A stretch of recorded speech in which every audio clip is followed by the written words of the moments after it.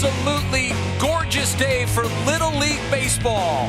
Welcome to ABC's coverage of the Little League World Series, presented by Kellogg's Frosted Flakes. Today from Williamsport, Oregon versus Rhode Island in an elimination game.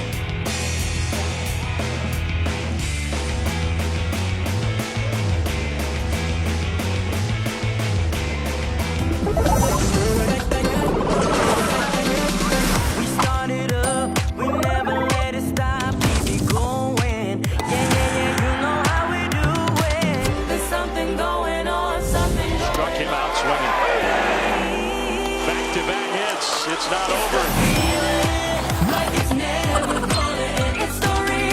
one is deep to right field, and Reynolds ends up on third.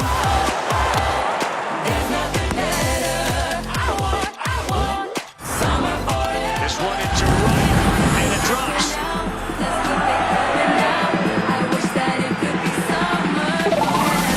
It's the Little League World Series. Anything can happen.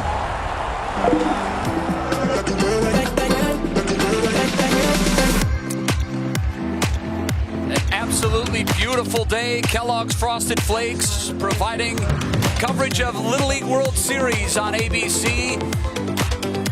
A couple of tournament essentials to get you started before our game today. 8 teams from the United States, 8 international teams. The winner of the U.S. and international brackets will play next Sunday for the title. All kids between 10 and 13 years of age. The games are 6 innings in length. Shorter fields, of course. Base pass, not 90 feet, but 60 feet, and it is Little League. Everyone will play. The kids from Oregon hoping to bounce back. A disappointing loss for them in their opener.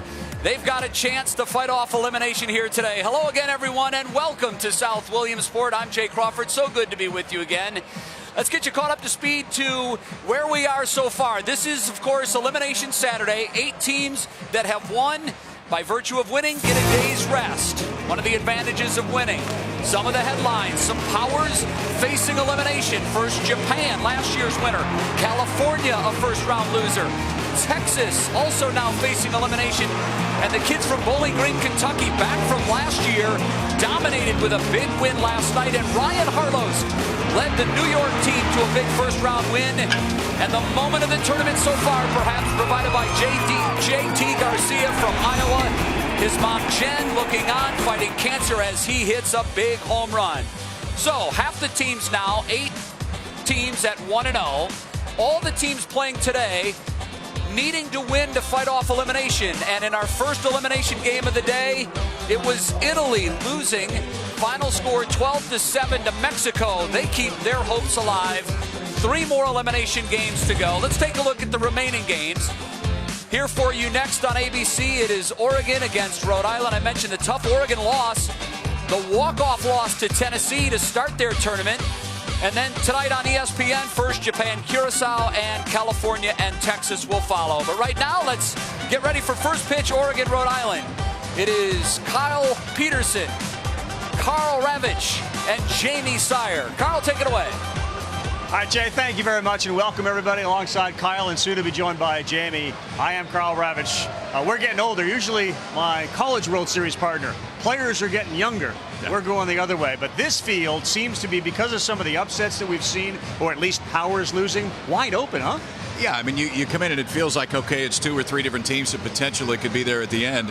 Japan lost game 1. California lost game 1. Texas lost game 1. That doesn't happen very often when we get here. It does seem to be wide open. It makes it more fun. The Mid-Atlantic and New England region champions, they play in the same site, Bristol, Connecticut.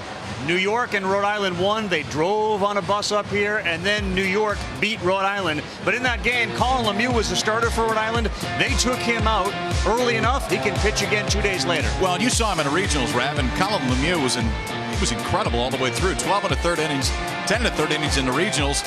He struck out 15, gave up just 1 earned run. Scuffled a little bit in the first, but I think it's somewhat understandable when you're in this setting for the first time. 5'11", big tall kid from 46 feet away, and you know it's a tough look for the kids from Oregon. He's a tough guy to get out to. Hit 500 in those regionals and also had a home run.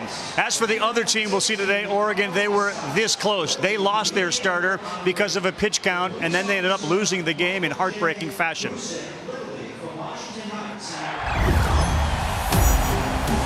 we got ourselves an unbelievable Little League baseball game. This one is deep to right field. He can't come up with it. 2-0 Oregon. They need 1 to tie, 2 to win here in the bottom of the 6th. Ripped into right. Here's the long throw, safe, and down to second base goes Tyler. Grounded to short, comes home, we got a rundown. Everybody's safe and the bases are loaded. And now it comes down to Robert Carroll, the 12-year-old. Right field and deep, this one is going to the wall. Off the glove of the right fielder. And Goodlettsville, Tennessee is going to win with a walk-off double. Great game, and we make a big deal about the ability of a 12 or 13-year-old to just kind of forget all about everything. Can they do that after that? Yeah, I mean, the line of the week was Steve Morris saying we're going to go order pizza and everything's going to be fine. Pizza solves most things in life. Sure I think these kids are going to be just fine today. They eat pizza. They don't put any weight on. The lightest team, 104 pounds. That's the average weight of the kids from Oregon. So why is that? Let's go down to Jamie with more on all the activities they participate in. Ravi, obviously, baseball is an outdoor sport, but when you're talking outdoor sports in Oregon, you're talking rivers, lakes, woods, mountains. What's your favorite outdoor sport? Skiing. Fishing. Rodeo. Hunting. Probably skiing. Skiing. Skiing. So a lot of skiers there from Oregon, as you might imagine. But today we're playing baseball. And you guys lost your very first game in regionals, but you obviously came back to make it here in Williamsport. How are you going to use that experience that you learned today? Well, we're definitely familiar in this position. We just take it one game at a time. It's just another baseball game, and we go out, do our best, and see what the end result is. All right, you have got all the sports cliches down, so kudos to you. Good luck to you guys today, and we'll send it back up to the booth. All right, Jamie, nailed him. Been here before, backs against the wall. One game at a time, one pitch at a time, and millions of smiles. We'll be back with the first pitch after this. It's the feeling like it's never gonna end. It's the reason keeps you coming back again. Say whoa, whoa, summer forever. Let's keep it going now. Let's keep it going now. I wish that it could be summer forever. Kellogg's Frosted Mini Wheats. ESPN's coverage of the Little League World Series is presented by Kellogg's Frosted Flakes cereal. They're great. And the Odyssey from Honda, official vehicle of Little League. We're about to add another chapter to the long history, the 70th Little League World Series. And today, an elimination game from championship competition, Bend, Oregon, and Warwick, Rhode Island. Of course, Warwick, Rhode Island, the Ocean State, one of the smallest states in the United States. They play way up in the right-hand part of that screen. Connecticut, they beat them. Maine out. Massachusetts tried real hard and lost in a walk-off to this team. Vermont out as well. Northwest region, other side of the country. Alaska, Idaho, Montana, Oregon, Washington, and Wyoming make up the Northwest region. All 8 teams that are here came out of their own region. City profile, 84,000. We had Jess Mendoza here earlier this week. She says it's one of the most beautiful places on the planet. She's got a place there 160 miles south of Portland, and it's one of the top 10 places to live in the United States. As for those kids, I think they know it. Now they're in one of the great places as well. Kellogg's Frosted Flakes introduces us to them.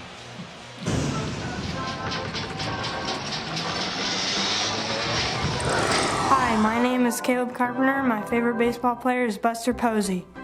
Hi, my name is Blaine Causey, and my favorite baseball player is Jacoby Ellsbury. Hi, my name is Declan Corrigan, and my favorite baseball player is Mike Trout. Hi, my name is Braden Engelkoffer, and my favorite baseball player is Mike Trout. Hi, my name is Bugsy Jensen, and my favorite baseball player is Clayton Kershaw. Hi, my name is Julian Mora, and my favorite baseball player is Carlos Correa.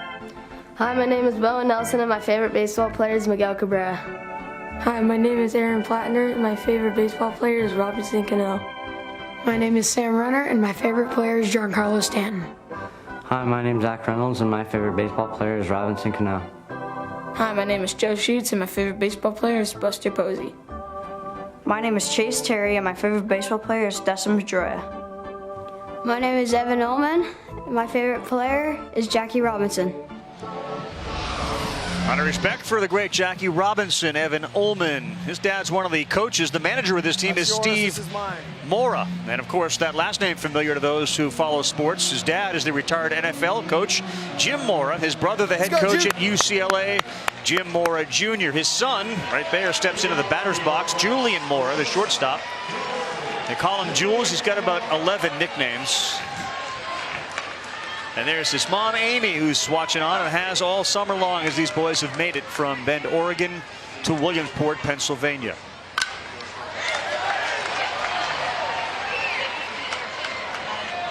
Colin Lemieux, the big guy, we talked about him in the open, will throw a breaking ball, but his predominant bread and butter is that fastball. Yeah, 5'11" coming right at you. And see right there, Julian Mora aggressive with the first 2 pitches. I like it. 2 swings, 2 fouls.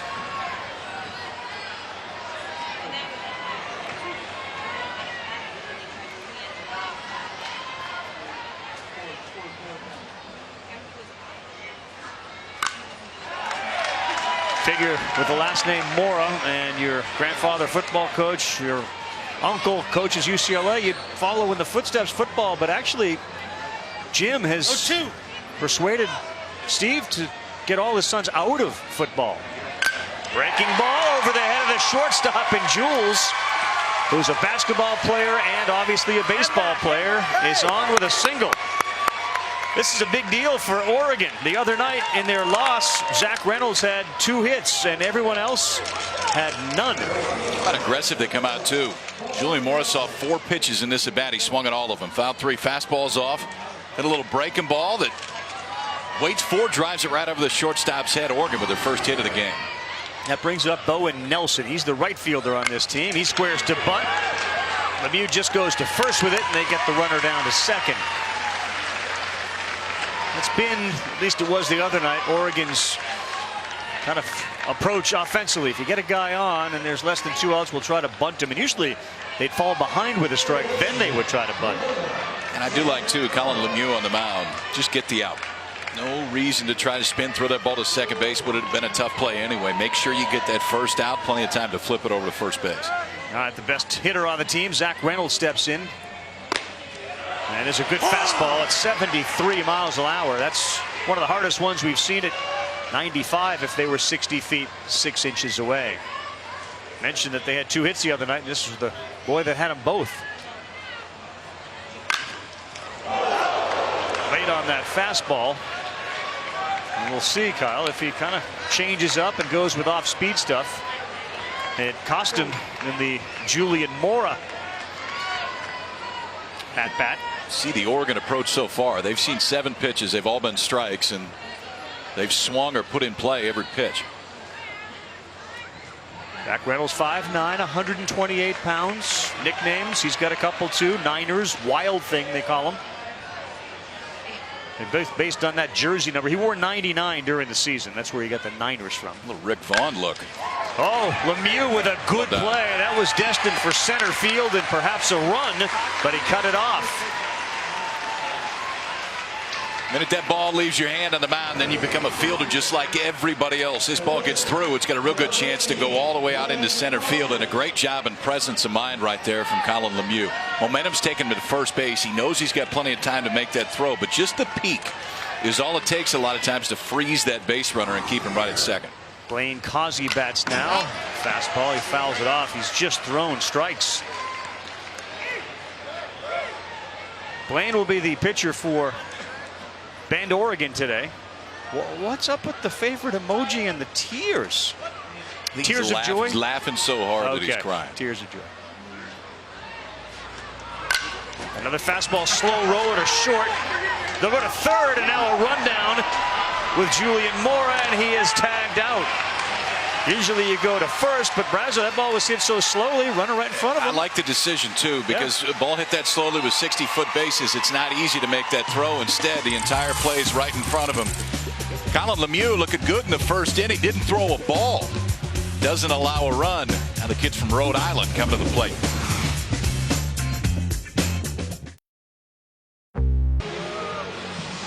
Well, in a sense, it is that. You got to win to stay alive as far as your championship hopes go. And what a good crowd we have today at Lamini Stadium, as you see the hillside full of bleachers and seats and blankets. Warwick, Rhode Island, second largest city in Rhode Island behind Providence, 81,971. And this is the third consecutive year a team from Rhode Island has come out of the New England region and made it to Williamsport. Let's meet the kids that'll be taking their hacks. Hi, my name is Dylan Bray, and my favorite player is Mookie Betts. Hello, my name is Dominic Brazo. My favorite baseball player is Mike Trout. Hi, my name is Thane Denton, and my favorite baseball player is Bryce Harper. Hi, I'm Sean Gallagher, and my favorite baseball player is Manny Machado. Hi, my name is Colin Lemieux. My favorite baseball player is Robinson Cano. Hello, my name is Brendan McCaffrey, and my favorite baseball player is Jose Bautista. Hi, my name is Colin McGrew, and my favorite baseball player is Miguel Cabrera. Hi, my name is Cam Nato, and my favorite baseball player is Frank Thomas. Hi, my name is Aaron Narkovich, and my favorite baseball player is Bryce Harper. Hi, my name is Chase Paraso, and my favorite player is Hunter Pence. Hi, my name is Kenny Ricks, and my favorite baseball player is Giancarlo Stanton. Hi, my name is DJ Shalito, and my favorite baseball player is Josh Donaldson. Hi, my name is Max Stirner, and my favorite baseball player is Daniel Murphy. Well, Kenny Ricks, who introduced himself, had some big hits for the Warwick, Rhode Island team, much to the delight of his dad, who's the manager, Ken Ricks. In fact, there was a game in the regional against Wellesley, Massachusetts. They had a lead late. They walked Colin Lemieux, loaded the bases, brought up Kenny Ricks, boom, home run, walk-off granny. And that worked out really well for dad and team. Just don't walk kids to get to Kenny Ricks. You don't do that. You're flirting with real trouble when you bring Kenny Ricks up with the bases loaded. Scott Brazo, Mike Narkovich are the other coaches, and now it's up to Blaine Causey to try to do what Colin Lemieux did. Blaine Causey was one of their key arms all the way through the regionals. See, favorite emoji. That's the emoji. That's the one you got to go after right now. The laugh so hard we're going to cry. We're doubling up on that so far. 5'4", 130 pounds. 6 1/3 innings in the regional with 10 strikeouts.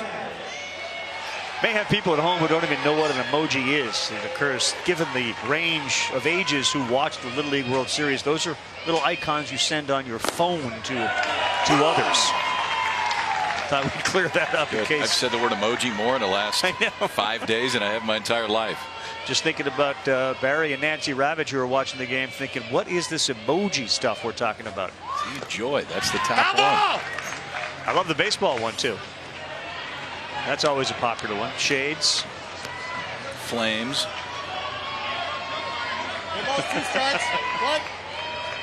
Aaron Narkovich, the center fielder, is behind 0-2. Move from emojis back to the game. That one just missed.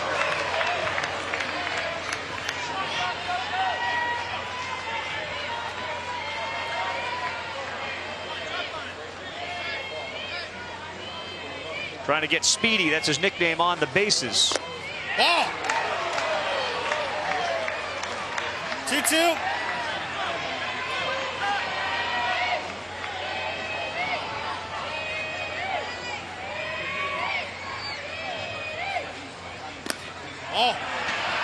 What a good eye. Aaron's patient. Huh? Speedy's patient. I like it.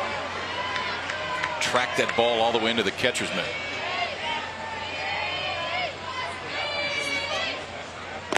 Speedy, you could hear them chanting it, and he showed a good eye as he's down to first. So just like Oregon, leadoff runner aboard.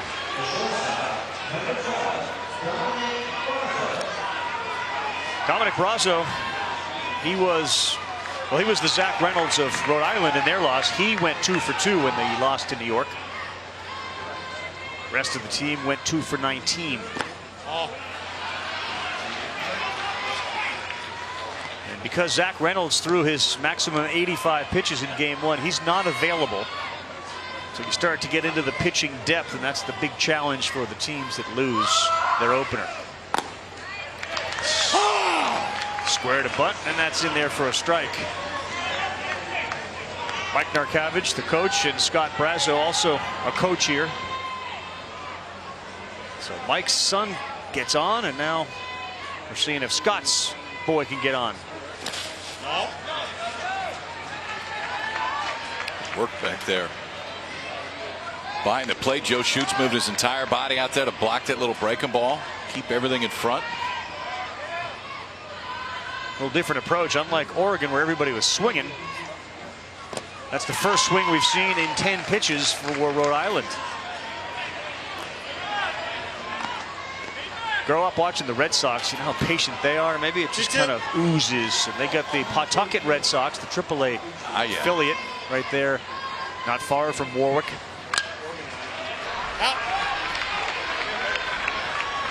Rhode Island's been a real success when it comes to emerging from the New England region and making their way to Williamsport. As you take a look at a team from the Great Lakes coming in. It's Devin Obie, who was the star last night, throwing a complete game for the team from Bowling Green, Kentucky. This one is into right, and it's well hit. It goes to the wall. Narkavage to third. And the brakes are put on there, but a double for Dominic Brazo, and he's 3 for 3 now in Williamsport. Love the approach of these kids from Rhode Island the first 2 times to the plate. Very patient and aggressive, but aggressive where the pitch is thrown. Fastball out away from Dominic Brazo, just drives it the other way, and this ball's hit on a line into right center field and all the way to the mound. All the way to the wall. So the first 2 reach for Rhode Island here in the first. Now you really got to be careful. First base is open. The best hitter, biggest player on the team comes to the plate in the form of Colin Lemieux. Hit a huge home run in the regionals in Bristol. Ball. 2 balls, no strikes. Be careful though. You know who's on deck. Again, you don't want to load him up for Kenny Ricks. Kenny Ricks.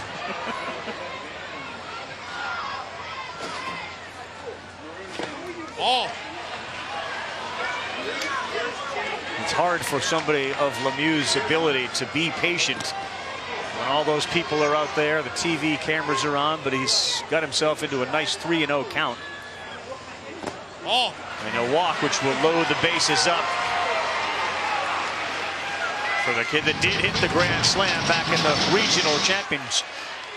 This was against Wellesley, Massachusetts. They actually walked in a run. And look at Lemieux with his hands raised as he rounded second, and that's Ricks with a walk-off. Love the reaction. We got the helmet flip down already, too. That was the winner. Big old leg kick to start it.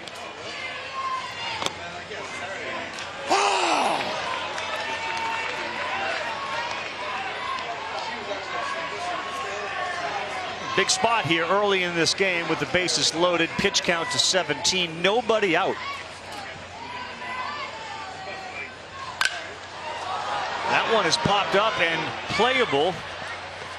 They don't call the infield fly rule. Tagging from third and out at home.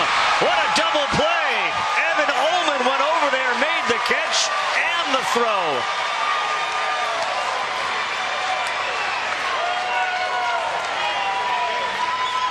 What a play by Evan Ullman. Oh, get it, man. Watch how far Evan Ullman has to go. Now we got a spin. He almost gets his legs taken out, but knows there's a chance the base runner's going to try to tag. That's Aaron Narkavage over on third base, and I think it's a chance worth taking right there. It took a perfect throw, and he got it. Good play just to make the catch, then to spin around and complete the double play. Huge 2 outs right there for Oregon. Huge is right. We'll see if Sean Gallagher can try to get Rhode Island on the board. We've gone from bases loaded, nobody out, to first and third, 2 outs, and no runs in.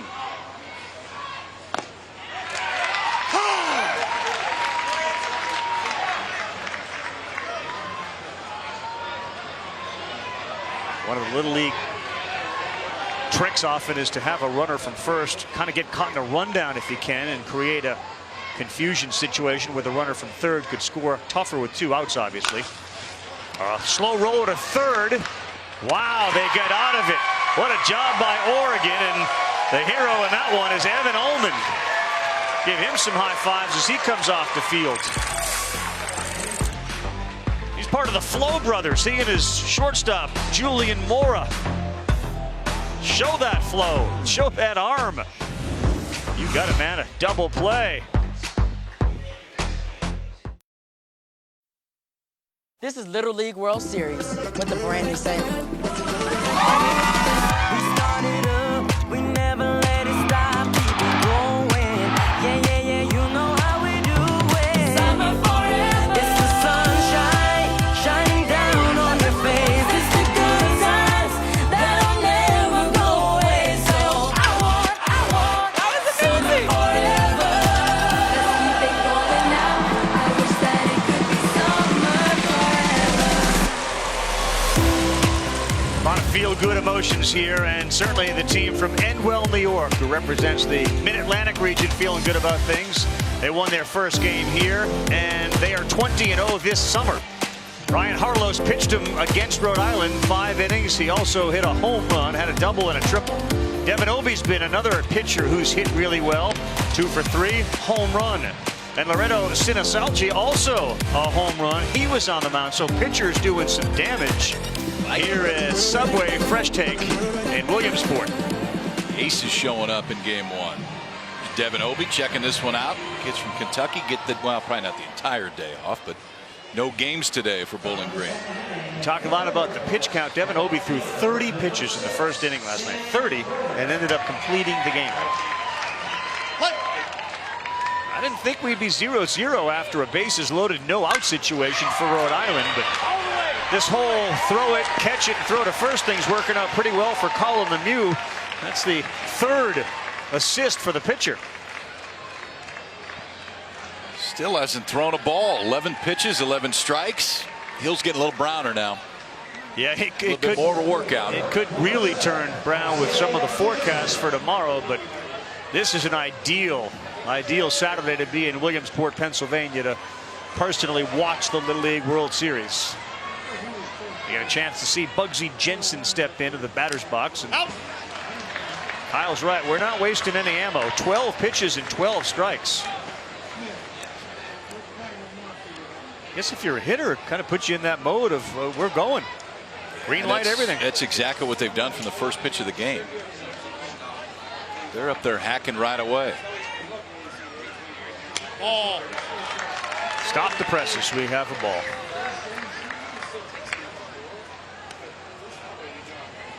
In his other start, which lasted again only 35 pitches, he threw a strike percentage of over 80 in that one.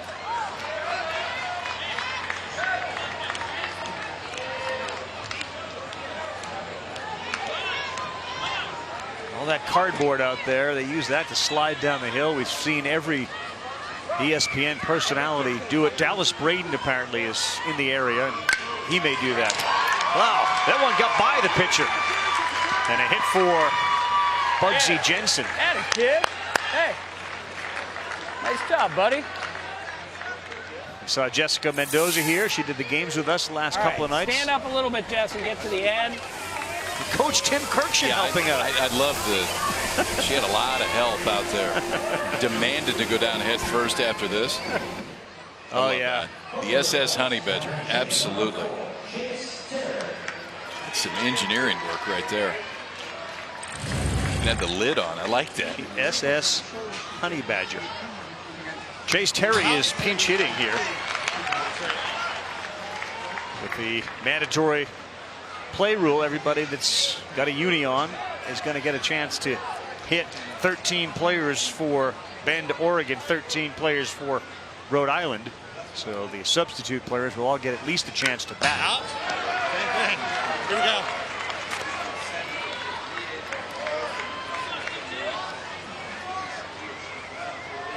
I don't know that Oregon has seen or taken a strike. I think every strike that they've seen, they've swung at.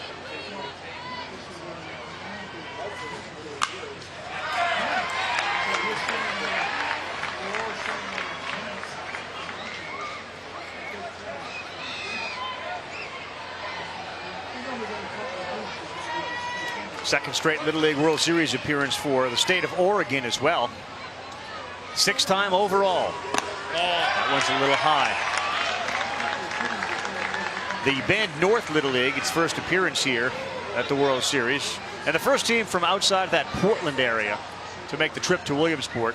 The previous 5 from Oregon either came from Portland or a nearby suburb. The slide piece there, and Terry swings and misses. Peterson in, Mendoza out. Jess on her way to San Francisco. She'll join Dan and Aaron in the booth. The Giants and the Mets, AT&T Park, to wrap up the Big Four game set. Baseball tonight, Sunday night countdown at 7 will be from here with Adnan Dallas and Tim Kirkshin, also streaming live on Watch ESPN and ESPN app. So Terry strikes out. Aaron Plattner bats now. The lefty swings and misses. Jess had fun. She really had a lot had of fun. And she was fired up to get here, and talked to her last night. She had a blast. Yeah, it's like the secret that everybody's finding out about. I kind of get bummed about that. I thought this was like our little thing, and as soon as people come here, they all want to come back and they want to get involved. Oh, I get it. Like the weather in Seattle, they don't like to tell you it's always nice, or it's nice a lot up there. That one gets past the catcher, and down to second base goes Bugsy Jensen.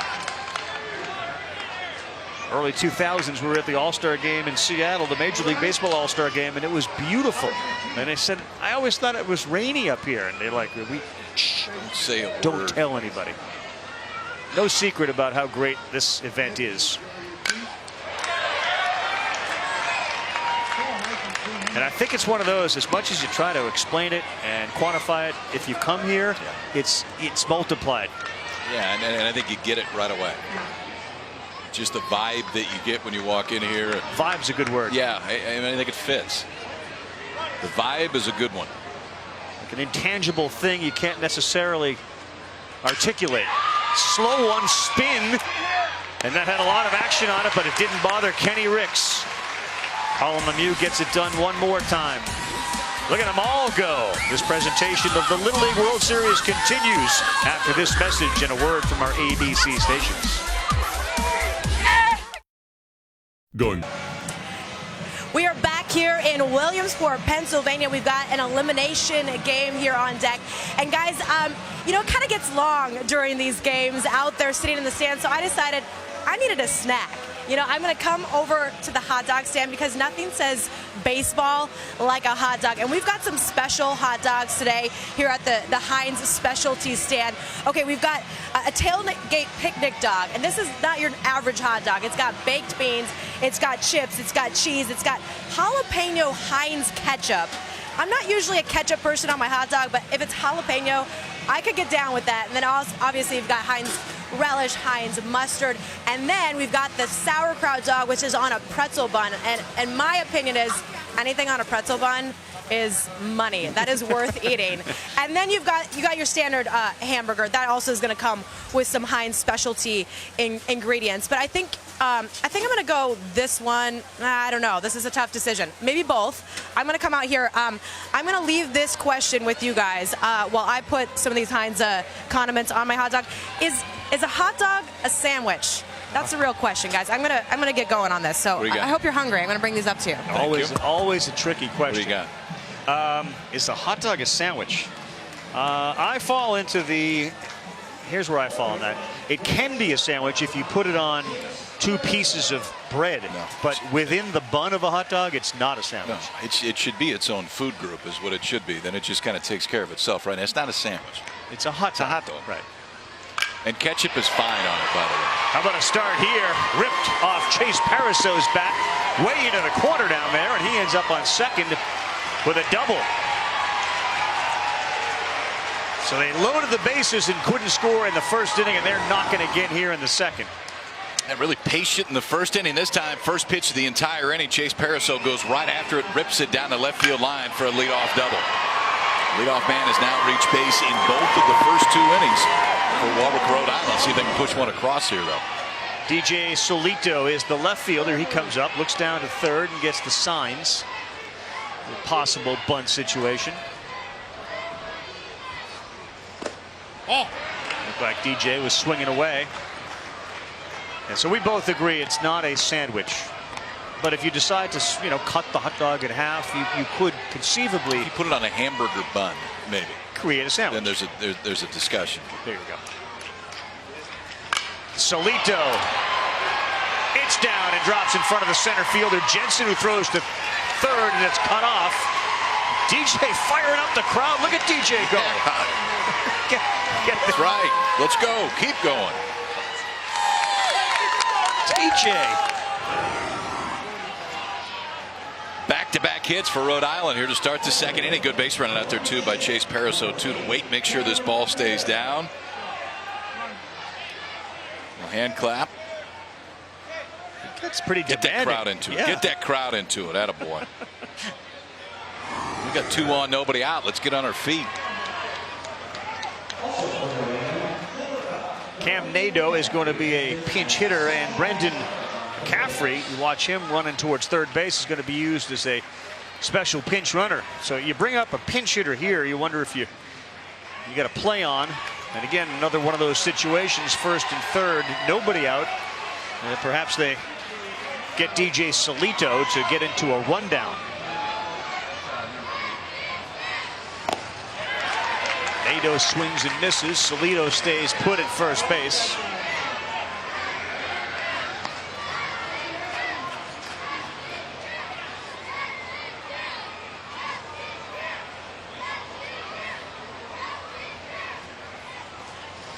Ouch. Kind of leaned right into that. The good news is it hit off the helmet. It was a breaking ball. That'll load the bases up. We'll take one for the team. A little breaking ball that just kind of sneaks out of the hand of Blaine Causey. He got plastic flying, but he's back on his feet really quick. This is when Blaine Causey gets comfortable, though. This is what happened in the first inning. The no-out bases loaded deal. First 17 pitches in the first inning, didn't get it out. Got 3 outs with the next 3. Bases loaded again for Rhode Island with nobody out. That special pinch runner, McCaffrey's at third base. Solito and now Nadeau make up the other base runners. For the number 9 hitter, Dylan Moray.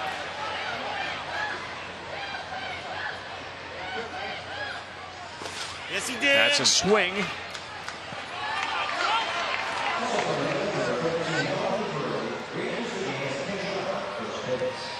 "4'7", Little Dill pushes 81 pounds around.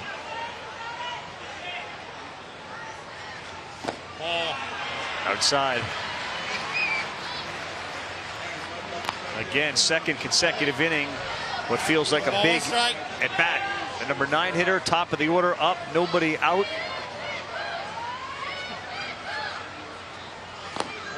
You won't chase that one, and Causey's nibbling out there with the number 9 hitter, and the bases are loaded. Little Dill's got a hitter's count now. Wants to go to Hackett.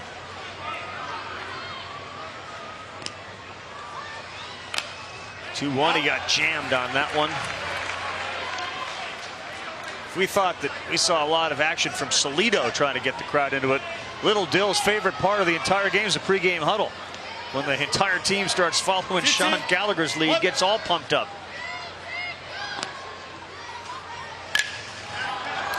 On the infield fly rule called, so there's one big out.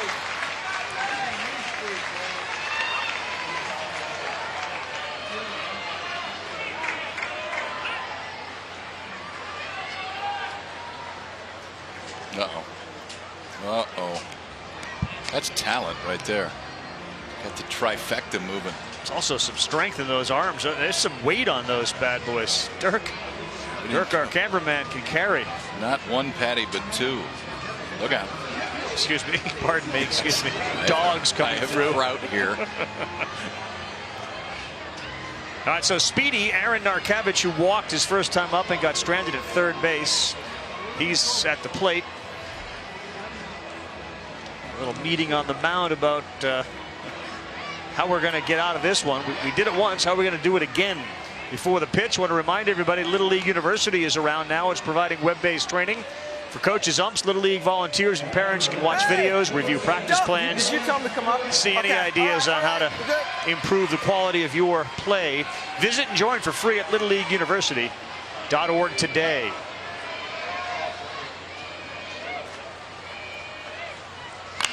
Narkavich jammed. McCaffrey comes home, force play, and the out. They are 1 out away from getting out of another bases loaded, no out situation. But they're dealing with Dominic Brazo, and that has been a huge challenge.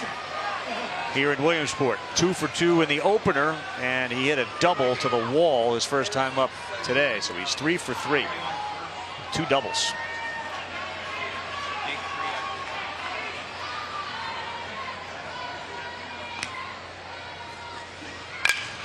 And he did it again. A little single into left field. Will plate 1.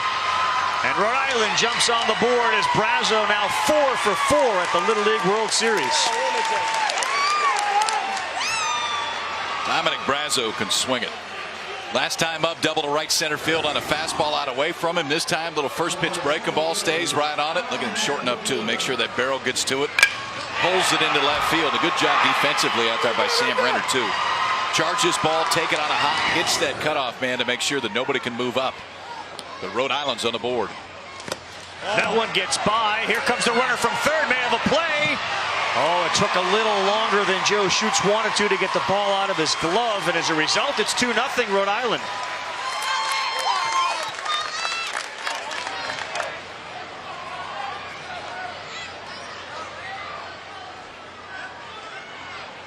Wild pitch brings in Nadeau.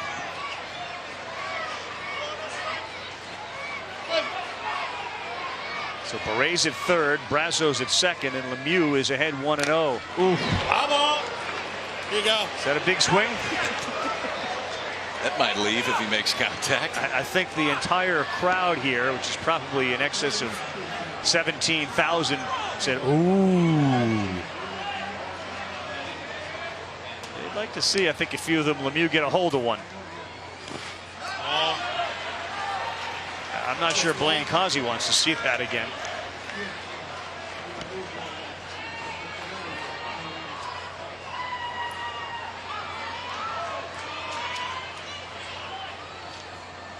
He's a home run waiting to happen, though, on a good pitch.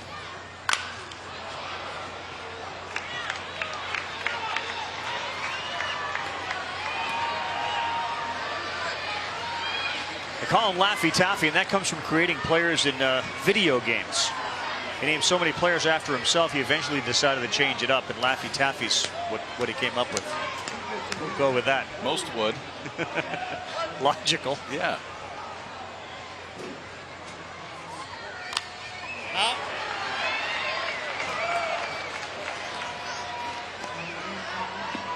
Right behind you, Flo.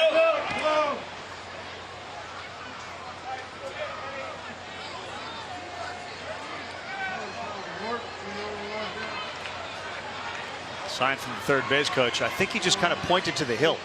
Like, go hit it over there. That general area will work. Out.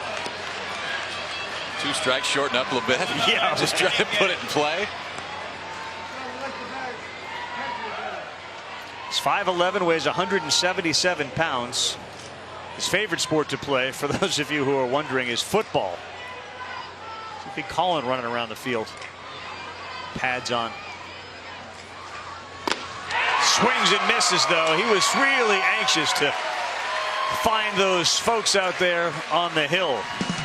But Rhode Island does load him up, and this time they score. Dominic Brazo, a double in the first, didn't add up to anything, but a single here brings in 1, then a wild pitch gives them another.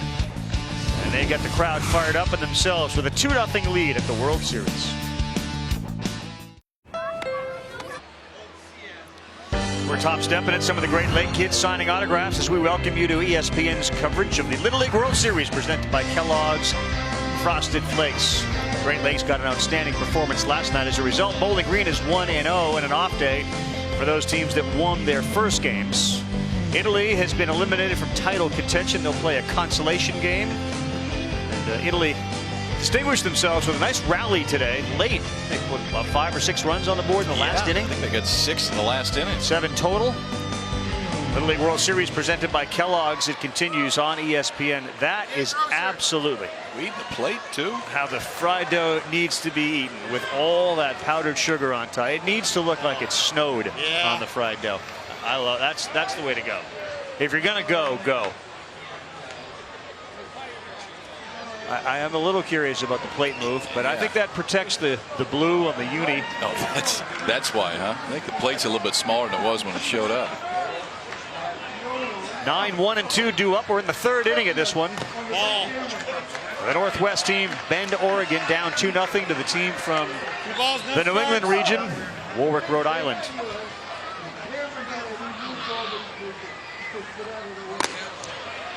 It's poured in for a strike at 71 miles an hour. We show the pitch velocity when one of the boys throws it over 71 miles an hour or 71, and then you get the equivalent if it was 60 feet 6 inches away.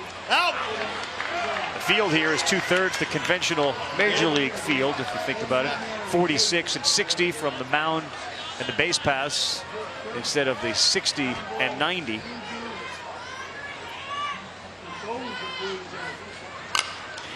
Shoots to the shortstop. Brazo fields and fires to first for the out. A lot of talk about whether Little League will see some of their fields expand as you take a look at Petco Park, which was home to the All-Star game this year and the Home Run Derby, and Lombardy Stadium and Volunteer in the conventional Little League field with the fences 225 feet away. And you know, one of the refrains is it just feels too small, and yet it doesn't feel like the numbers dramatically change year in, year out. That one is lit into right, and you'll see Jules Mora round second. How about Julian Mora 2 for 2? We need time. Love the approach, both at bats.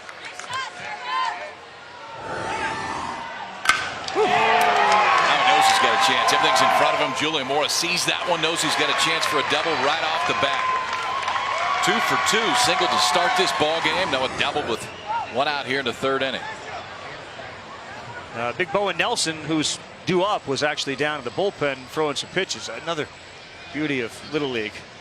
And Rhode Island, maybe Thane Denton starting to throw a little bit. Maybe they got a thought going on with Lemieux trying to maybe save him so he can come back. Yeah, I think that pitch number is the one to watch here because 35 is the one that really matters. We blow past that one, and All right, here we go. he would take 2 days of rest. If he stays at 35 or under, potentially, Colin Lemieux could come back and pitch in the next game for Rhode Island. 4 o'clock in the East here. A couple hours from now, Japan and Curacao. That's a tough elimination game. Yeah. Japan usually doesn't find themselves in that one. Either does California or Texas. No. That'll be the nightcap here. So Bowen Nelson, because it's only 225 feet away, that helped. But he ran in from the bullpen, grabbed a helmet, grabbed a bat, and now he's swinging. Now go to hitting. Ball.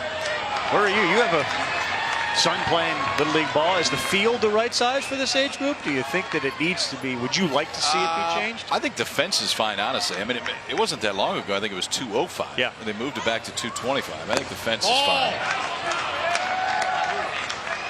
For the vast majority of the kids, I think the field's fine. Yep. For the absolute superstars that come in here throwing 76, 77, 78 miles an hour, there's not a lot of time to react. Brazo stays down on it. Long throw. Good one there. He gets Nelson by half a step. Like that footwork out there from Dominic Brazo, too. We've already seen him swing the bat. First RBI of the game for Rhode Island, but this one just kind of glides over to it at shortstop. Gets in front. No thought of backhanding. Because that ball's directly in front of Julian Moore, there's nowhere that he can go, but a good job of completing the play out at short by Brazo. Now here's a guy that can tie the game up with one swing, Zach Reynolds. Ball.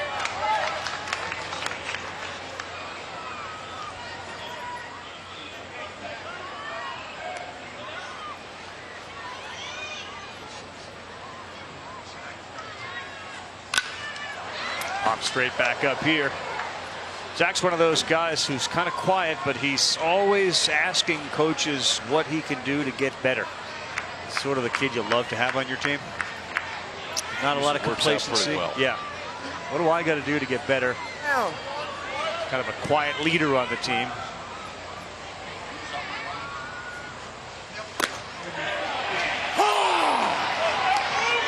He was great all the way around in Oregon's first game. 2 hits at the plate, went 5 1/3 strong innings on the mound.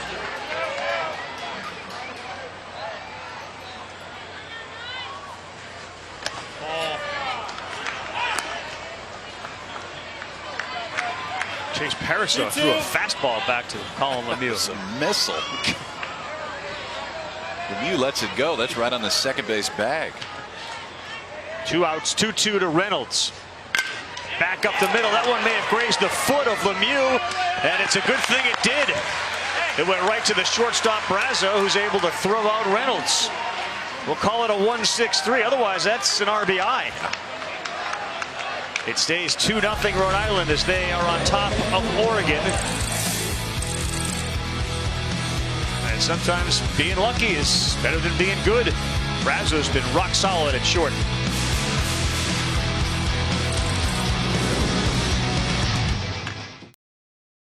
Oh, yeah. Jamie Sire, Kyle Peterson, Carl Ravitch, Little League World Series. Oregon trailing Rhode Island 4-2. We got a couple of games still to come. Japan and Curacao. A little later tonight, California and Texas. As you look down from the hillside, we show you some superlatives. The favorite players identified by all those here from the 16 teams. Trout, followed up by David Ortiz. Yankees and Red Sox 1-2. Usain Bolt, the favorite non-baseball athlete, with LeBron number 2. Hart and Sandler, your actors. Drake and Fetty Wap. Attaboy. Attaboy. And that's the one I can relate to. Been waiting all week for you to say Fetty Wap. Got that. My weekend is complete. You know it. Bowen Nelson's going to pitch. We got all sorts of moves by the team from Oregon, so we'll set the defense for you. Starting the outfield, Evan Ullman's in left, Isaiah Jensen center, Sam Renner in right. Blaine Causey moved from the mound to third. Reynolds is at short. Julian Moore now at second. Aaron Plattner at first, and Braden Inelkoffer behind the plate. Good pitch. Oh, 2. There's Blaine Causey. It's only 2-0. This is a very winnable game for Oregon. Kenny Ricks just didn't look comfortable, and a nice job by Bowen Nelson to come in. The first man he faces, he strikes out. So we warm up, come sprinting in, getting at bat. Now it's time to go to the mound, and a great start for Bowen Nelson right there. It's a strikeout for his first out on the mound. Elevate the fastball. Good time to do it in the plus count. You can see the catcher too. Braden Inelkoffer standing all the way up to make sure that pitch is up and out of the zone. Sean Gallagher, Captain Clutch, his nickname. He ducks out of the way of that one.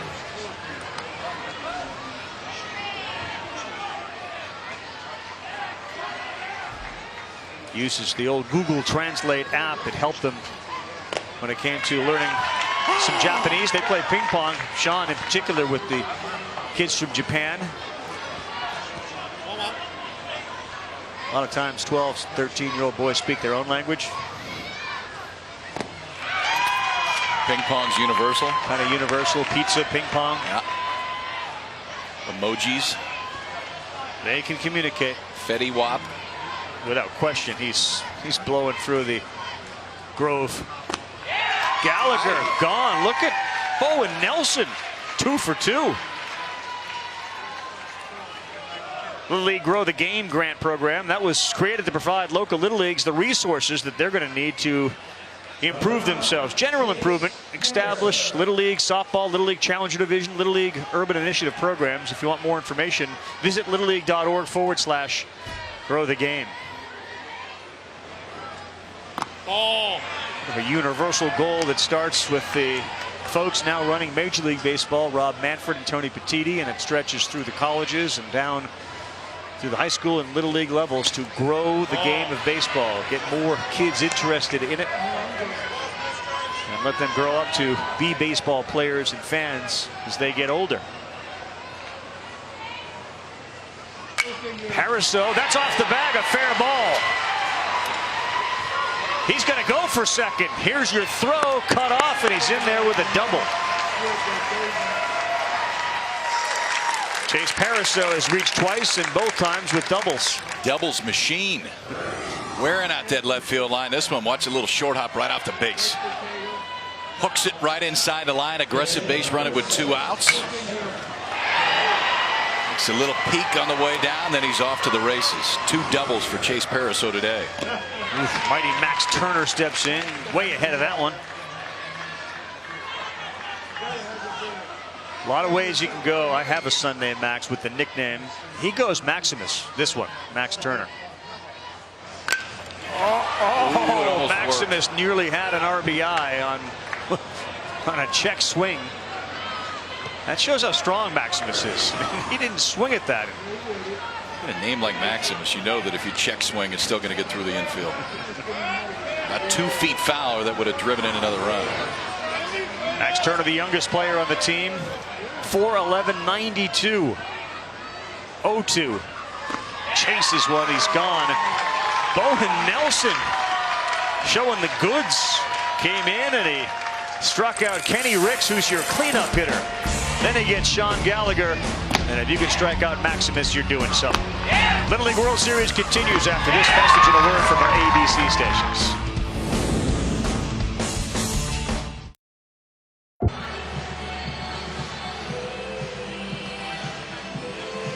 Welcome back, everybody, as we focus on Rhode Island and Oregon. 2-0 in the top of the fourth. We've seen some vignettes about Little Leaguers who have had big dreams and major leaguers who remember back to their days in Little League. One of those, former Major League Baseball player, the only openly gay Major League Baseball player, Billy Beane. I played at Northeast Santa Ana Little League. We lost to Campbell, California in San Bernardino Western Regional Final. It was a devastating loss that I will never forget my whole life. I think it's so great for all your life skills and challenging kids and learning to deal with stress and pressure and the ups and downs of life, and as you can tell, a great memory. Billy Beane has obviously been very comfortable with his lifestyle and has wrote a book about it. And you just, having been in clubhouses and whatnot, it's certainly something that has become much more of an issue that is obviously very now out in the public. And Billy Beane was at the forefront of that. How about the memory, though? I mean, just immediately to name the Little League, the team that beat No him doubt. the year that it was. I mean, you don't think that this impact or these experiences have an impact on kids for the rest of their lives. They do. And you don't know it now when you're 12, but just how easily that rolled off his tongue. They're great memories. Fair to say that so many of the memories you have as this one is hit to center field and will be playable from having Aaron Narkavich happen when you are 10, 11, 12, and that certainly happened with Beane and others. I mean, it is amazing how you can detail by detail recall things when now you can't from this morning. No, and yet you can go back 40 years and I'll remember that. 10-year-old Little League team hosts coffee service. Brown uniforms, hottest uniforms I ever had in my life. Elkhorn Little League. Right. Yeah, we were sponsored. I remember like Stride Right shoes were once a sponsor, like on the back of the uniform. Or I was a AAA player on the Jets. Like the Jets aren't even a baseball team, but they were in Massachusetts, and I remember it. And you remember the coaches, like very vividly. Tim Halloran was a coach of the team. I never spoke to him after that, but that name, and because you're at such an impressionable age, you know, the coach becomes a vital sort of link. As we're fixing some equipment, let's go down to James. Well, Carl, you know, uniforms in the Little League, they're going to get dirty. You got grass stains, you got dirt, and that's to be expected. But if you notice a little bit extra dirt on these Oregon uniforms, there's a really good reason for that. It's actually dirt from their home field back in Bend. And this is a tradition that they've been doing all season long on their away games. They also did it during regionals, and it not only gives them a little bit of peace of home, but it's also in honor of their former league president, Jason Hefner. He died last summer of pancreatic cancer, so it's in honor of him and also a little peace from home. So we'll see if it's good luck here today in this elimination game. All right, Jan, we've had a lot of emotional stories here over the last couple of days, and there's another one.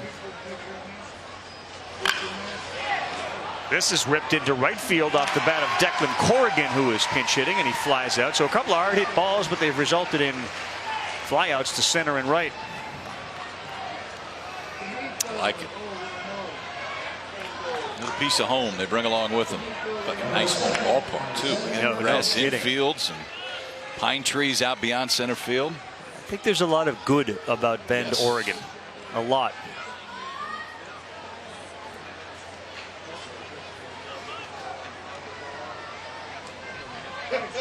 Lemieux's having a nice inning here. He's gotten 2 outs. He's only thrown 3 pitches.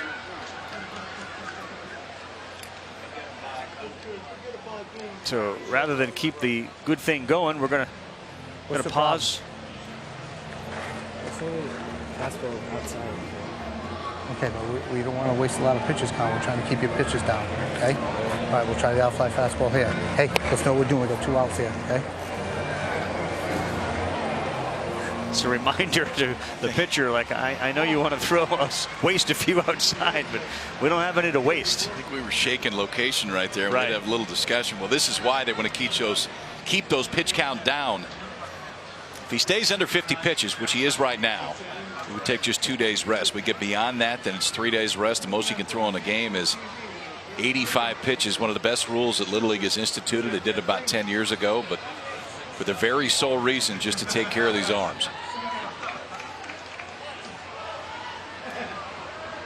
Bugsy Jensen bats. You just love saying it. Bugsy Jensen's great. Yeah.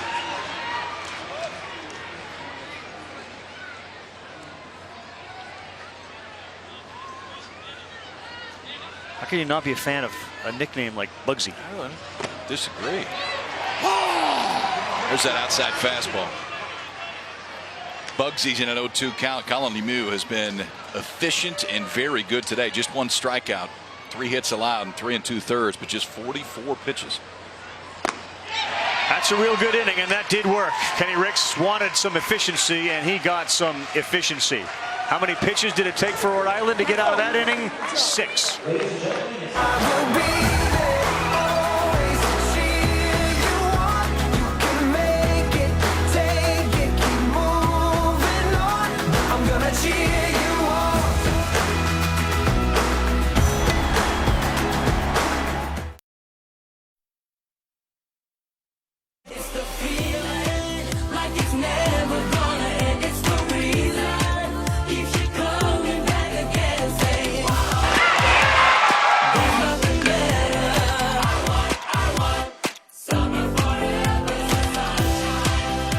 And you're watching Rhode Island. They got a 2-0 lead over Bend, Oregon. As we take a look at our Honda game summary, they could have had quite a bit more, it felt like. First 2 innings, they had the bases loaded, nobody out. Only 2, though, have scored. Dominic Brazo's been the offensive star, 2 for 2 with a double and an RBI. On the other side for Oregon, their shortstop and son of the head coach, Julian Mora, 2 for 2, single and a double, and that 46 pitches in parentheses may be important. I wonder if Lemieux comes out and maybe faces 1 more so he could be available in just a couple of days. So a chance for rain tomorrow. That could impact things as well with your pitchers and when they actually pitch again.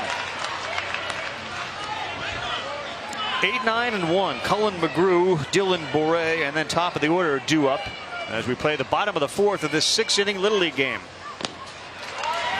Big Bowen Nelson just painting. Dialed in out there. Throwing a ton of strikes. Struck out 3 in the 1st inning. Sandwiched around a Chase Pariseau double. Ahead 0-2 to start here in the 4th.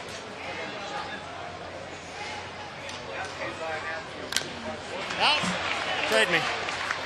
McGrew's a 4'11", 115-pounder. Just sounds like a baseball name. Cullen McGrew? Cullen McGrew. Yeah. Baseball face. Knew that Cullen McGrew would have eye black everywhere, too. It's kind of like eye black, cheek black. It's almost just a complete blackout there. He's moved it around. Just face black. That's perfect. Use the entire tub. Oh, wow. Uncle Charlie just showed up and we buckled some knees on Cullen McGrew. Look at Bowen Nelson, like just a walk in the park today, dude. Done this before. He picks up another strikeout. 4 outs recorded, all 4 strikeouts so far for Bowen Nelson. Brendan McCaffrey bats now.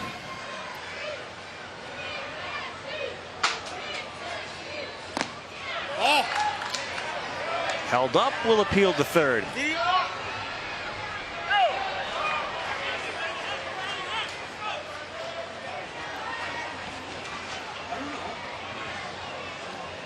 Did he go where? Oh. You see McNasty, that's his nickname. You see the emoji he threw up there? Little bicep, little muscle. Yeah.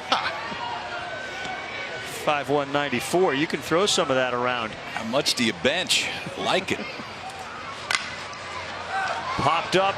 Third baseman Causey makes the play. Why did he choose the muscular arm? He says, it really reflects who I am. Can you get any better than that? Yes. Uh-oh. What do you got? That looks close. Bring that was close. Bring that in. Look at that. That is the snow-covered fried dough. Makes a little corn, make me feel at home. I like it. Hold that there. That's right here. That's happening. That is happening. That is dangerous. There's a lot of danger there. Do me a favor. Just kind of keep yourself away from the kraut if you don't mind, and everything else you can dive into. That's a meal. That's actually several meals. That's a week. I feel almost badly that John Kruk's not here. We would lose Kruk for the rest of the game if this were brought up. Just take the headset off.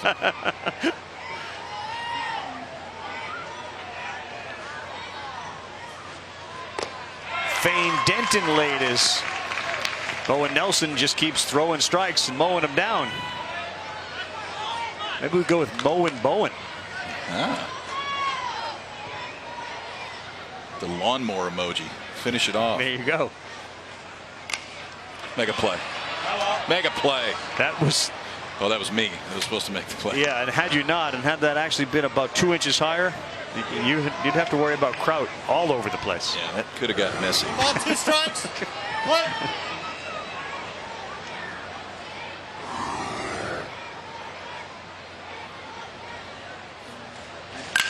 There's a hit. Nice job. Fane Denton sends one into center field. So I was reminded of that when I watched there, like I should have made a play, or that was on me. What happened over at Volunteer Stadium when that foul ball went into the booth with you and Fleming? Here's the deal. The setup's totally different. What the happened setup's here? Totally different. It gets on you a lot quicker. The visuals are vastly different. Wait. No, What do you mean it gets on you a lot quicker? Well, it does. It does. How so? It's math. What is it? What do you mean? The press box closer there than here? Yeah, it's higher. It comes out and the sun, and there's a lot of stuff that kind of figure into it. I would think that means it's got. Crucky made a good play.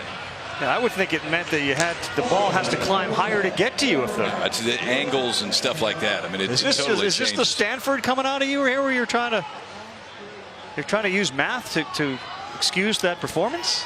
Is that what's going on here? It was hit really hard. Right now, you can't even string words together. Yeah, there was a bunch of stuff that happened. Crucky made a good play. Okay, so let's focus. Really all that matters. We're going to focus on the positive. Yeah. All right. He made a good play. I get that. Hi. Hello. With a pen, he had a pen in this hand. He did? Yeah, he had a pen in his right hand. I had a hot dog in my hand, so there's my excuse. Into left field and back-to-back hits. Dominic Brasso delivers. You cannot get Dominic Brasso out. He has yet to be retired. He had 3 hits today, 2 in his. He's 5 for 5 in Williamsport. Playing a solid shortstop. Recognizes breaking ball, waits for it just to come back in the zone, and just eyes that ball down as it's going out to left field. Double to right center the first time, 2 singles to left after that. 3 for 3. Carmella and Scott giving each other some high fives. It's Dominic Brasso and the braces. 5 for 5 in Williamsport. Sees Dad Scott. He's happy. Carmella's up there in the stands. You talk about there's a dude right there. More ball. Not a bad summer. Good way to end it. Play a little shortstop, go 5 for 5 in Williamsport. He's been affected by his grandfather, who passed away earlier this year, so he keeps a $5 bill in his pocket as a tribute to him. Here's a big chance now. You get Lemieux up again. You know he's just hoping he can get hold of one and put it over the wall. Nope, that's off the end of the bat, but it is going to drop. Rounding third and heading home and scoring the 3rd run of the game for Rhode Island on an RBI for Lemieux. Narcavage went back in as a pinch runner. And you see it swing that big, too, if you're in the outfield. You just think it's going to go a long ways because he went after it, but just kind of capped it right off the end out towards center field. Doesn't matter how right here, though. Rhode Island tacks on another back-to-back-to-back singles with 2 outs here in the 4th. Pitch a strike to Kenny Ricks.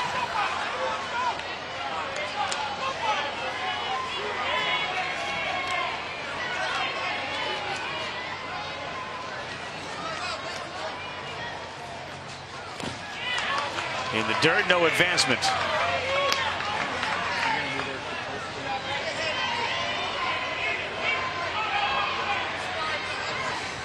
His dad, the athletic director for the Warwick Public Schools, who says we do everything as a team. He's watching his son now bat and look at a ball there. The other thing that Kenny does as an athletic director is recognize the value of playing Stay on it. different sports. He encouraged them all after the season. Let's go do something else. The kids all got together and played soccer, several for the first time. They ended up winning a championship. It's a great message, isn't it?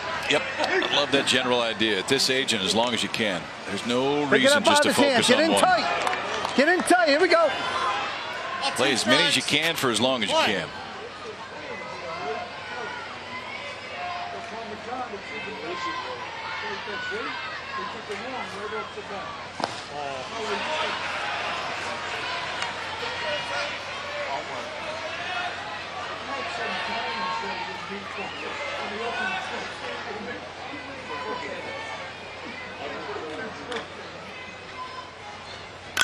That one is ripped to left field, and it is gone. There's that big home run from Kenny Ricks. 6-0 Rhode Island. Attaboy. Good comeback.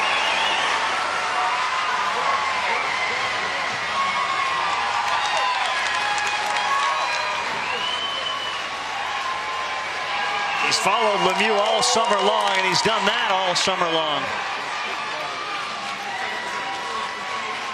How good is that swing? Inning started with 2 outs and nobody on. 3 straight singles for Rhode Island, and this one.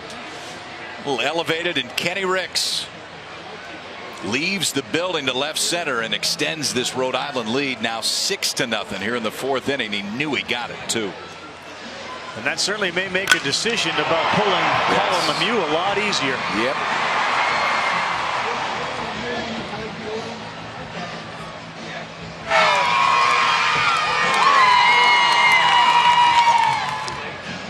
That's what it looked like in the stands and at home plate. Mom Cindy surrounded by the rest of the families who are here rooting on Warwick, Rhode Island. We got a pitching change, which means you can now finally take a bite of that dog, burger, corn, whatever. Kraut. 6-0 Rhode Island on top of Oregon. Domino's has a $7.99 Monday. We're back, and it's that time to remind everybody that coverage of the Little League World Series is presented by Kellogg's Frosted Flakes. Tony, the Tigers been seen around these parts. As we take a look at what's at stake, the winning team stays in the Little League World Series title contention. The player will play the loser, the winner, will play the loser of the Iowa-Kentucky game at 3 Eastern on Monday. Center field jam shot, trouble, and it drops in front of Isaiah Bugsy Jensen. So Rhode Island has now strung together 5 consecutive hits.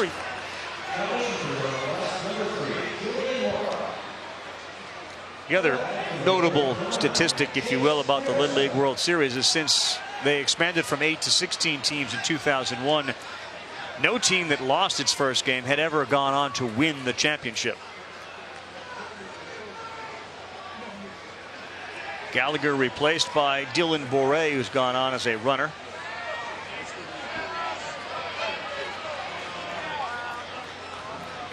Chase Pariseau bats now, tries to make it 6 hits in a row. Swings and misses. Julian Mora on the mound. Causey, Reynolds, Ullman, and Plattner around the infield. Declan Corrigan, Isaiah Jensen, and Bowen Nelson left to right in the outfield. Indelkoffer behind the plate.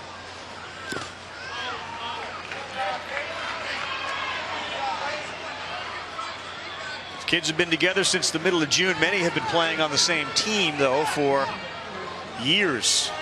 A lot of them start together when they're 6, 7, 8, 9. Now they're 12 and 13. There's a good one, and he's gone. And that'll do it. But a big crooked number gets put on the board. A little 3-run shot off the bat of Kenny Ricks. And the team from Warwick celebrates. Mom ecstatic right now.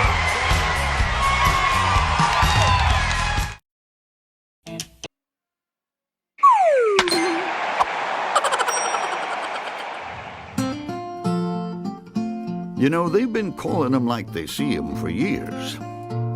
And for these umpires, it's a once-in-a-lifetime opportunity. Because for them, there's no higher honor than this.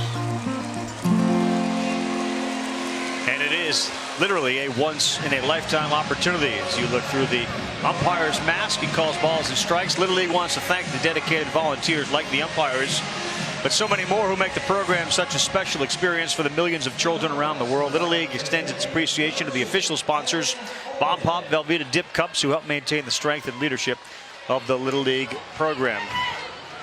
We are nowhere without the volunteers. Yep. Nowhere. Lemieux still on the mound.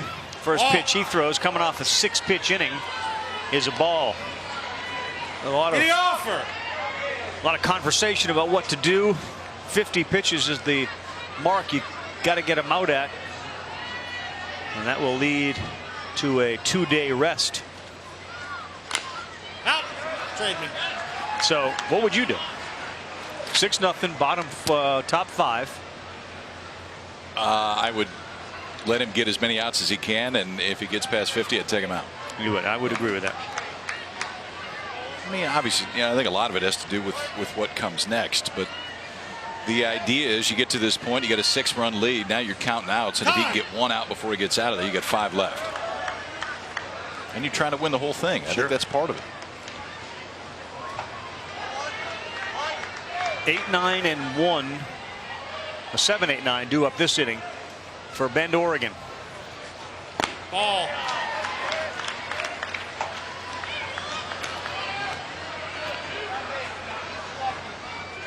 Kind of interesting that Jim Mora has told his son, who's the manager, Steve, not to have his kids play football. Thank you. Instead, focus on baseball or other sports, not just baseball exclusive. Let's see what this is about. Look, we need to go after this guy because we may mix it up and pull you after this pitch. We're about to hit 50, all right? So let's not lose this guy here with the 2-ball, 1-strike count. The rest of you guys got to be ready to play the ball. Watch for a bunt, okay? You got a pinch hitter here. You never know, but we got to make the basic plays here. Colin, let's go. We'll get him. So Colin can exceed 50, but he cannot start another batter once he's reached it. So if they are going to take him out, this is the last hit. Yep. I think that was maybe a little window into what's going to happen right there. Sounds like this will be the last hitter that Colin Lemieux faces.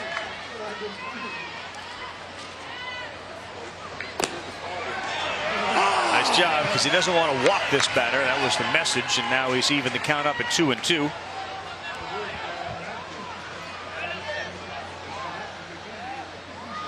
They have other good pitchers. None are as good as Lemieux.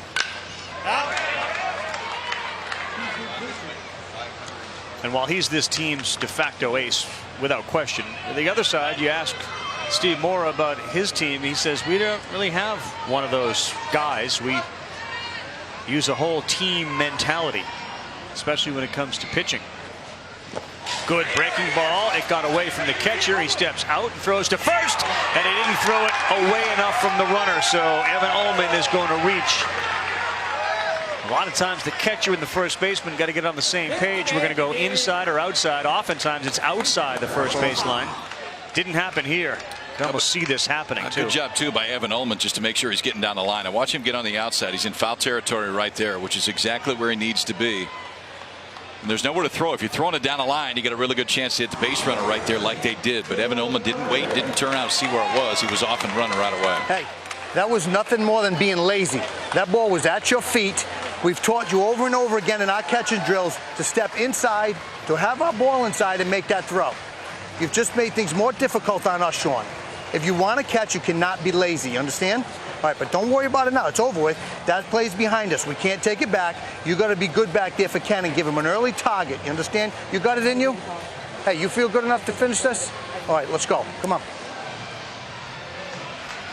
So a little tough love there, and it is something I'm sure that, and we talked about it, since the middle of June they've been practicing to avoid throwing it over the base runner's head. You know what I like, though? I mean, as a coach, you got to go out and correct. That's part of what coaching is. But then you also try to leave him with something good when you go. Left him with something good.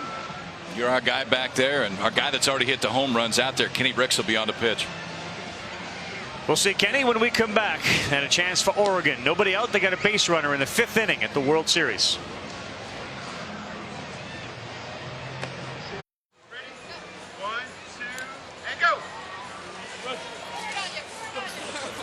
We're back. And a Frosted Flakes chow session breaks out.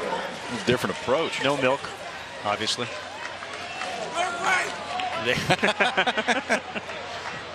Rick's on now to throw, and the first pitch he throws is a ball after that pitching change, which sends Lemieux to short and Ricks to the mound. Kenny's been a superstar throughout the summer. We've already seen him hit a home run, but now behind 2-0. Caleb Carpenter bats in the place of Aaron Plattner.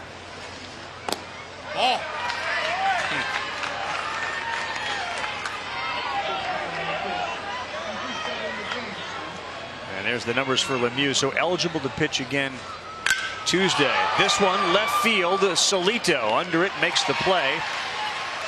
And that was a big one, a 3-0 green light. Carpenter flies out. What a good swing on it. Got one he could drive. Fastball on the inside part. Just didn't get quite enough. Steve Moore talking to him right there, too. I don't know if it was a 3-0 green light, but it was a good swing. First out of the inning here in the 5th for Oregon. I know who the light was green for, at least in his eyes. Yep. The one who had the bat saw green.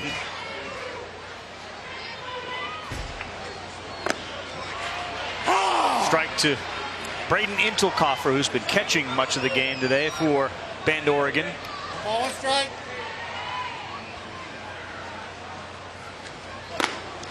Late there, throw to first. We have a first priority, which is team first mentality. Everyone contributes, no drop off, 1 to 13. Believe in hard work, selfless play, and doing the little things that make a difference. That sounds like somebody who's been groomed in coaching. That's the Oregon coach, Steve Mora. Yeah, even when asked about the better players on his team, he would defer back to just the entire team mentality. And knew he'd be a story, a subject here because of his last name. And, you know, his dad, Jim Mora, the former NFL coach, his brother, head coach at UCLA, and really is reluctant to talk about himself. He's one of those coaches, one of those little league volunteer coaches who is just so into not only his child, but every other kid on the team. He just likes coaching kids. And the experience.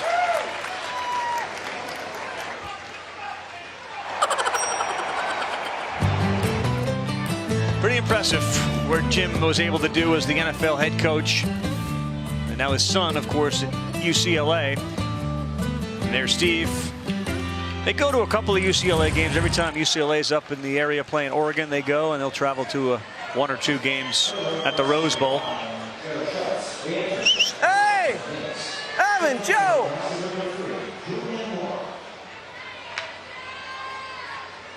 Joe Schutz has gone on as a pinch runner.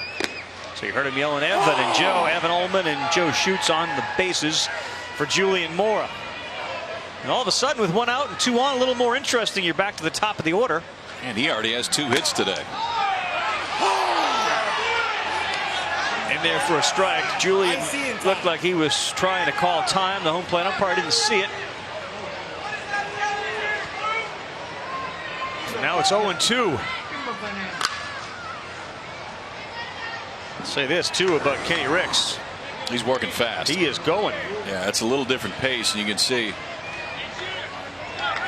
Just because you ask for it doesn't always mean that you're going to get it. But Kenny Ricks isn't wasting any time out there. Stop, no pitch. Whoa.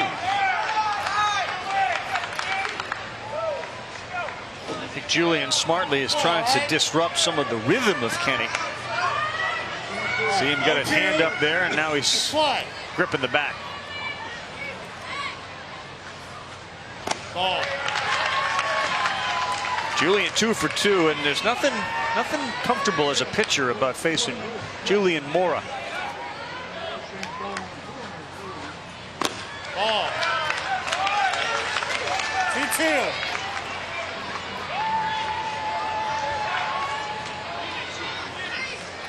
No. A little gamesmanship going on here. Here we go.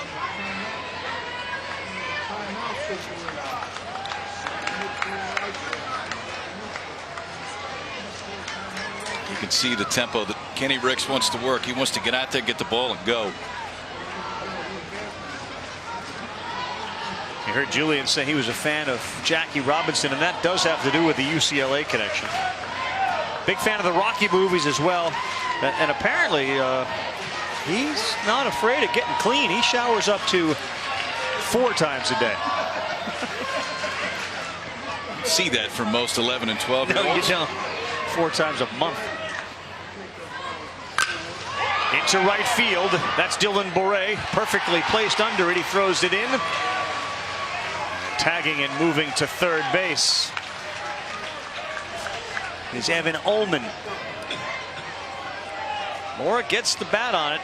Can't find the grass.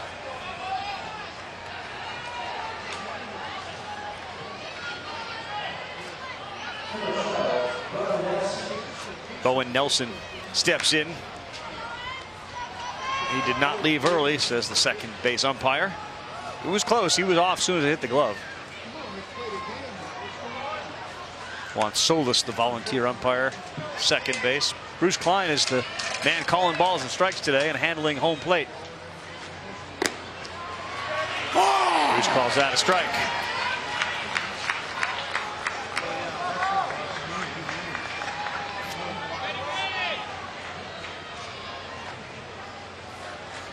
Ball. Most of these kids from Bend, Oregon spent some of the spring at spring training this year in Arizona, and the parents went as well. About 8 or 9 months ago, they decided it's going to be a good vacation, and they made this entire spring summer about baseball. Just got to be in that environment, and they got to know each other a lot better traveling like that. Not sure they then knew they would be traveling the entire summer together. Slow roller is going to be tough because Bowen can fly. He's safe. Good fake, and now we get a rundown, but nobody's at third. Now the pitcher covers out at third base. What a job by Kenny Ricks. 2 really good plays. Dominic Brazo first with the fake to first. That got Ullman off of third, and then Ricks to cover. We'll see if there's a challenge. He did dive back, and you can dive back head first as long as you're going back to a base. Wow, that's going to be a close one. Was that right hand on the bag or not? Watch the right hand. It kind of hits the middle of the base, but still looked to me like that right hand got back there in time. Yeah, it certainly does, and he held it too. How about the heads-up play though by Brazo, the third baseman? I mean, just to come all the way in, know that there's not enough time to make that throw across the diamond. If he does let it go, base runner's going to score easy. Evan Ullman was just timing it all the way down. It did look, though, I think that right hand got back to the base when he was sliding back in. Yeah, I think that the review will show him to be safe, and that's a huge play and really good hustle as well. A really good play all around. Ullman got too far down third base. Well, and to keep his hand on the base when he was sliding back in. It's one thing to get it there in the first before the tag, but if it comes off at all because the ball was still on his back, he would have been out. The bigger deal, though, is if replay shows him safe, you have the bases loaded and the best hitter, Zach Reynolds, up. They've done a real good job this inning of getting on base. We had the strikeout, and then Ullman got hit as he ran to first base when the ball was dropped. Ullman's had some adventures on the base paths this inning. Running to first and then there at third. He tagged up and went from second to third too. Watch that left hand, and you can see the tag. The tag will kind of go right in the middle of his back. We'll get the call here. Runner at third. Safe.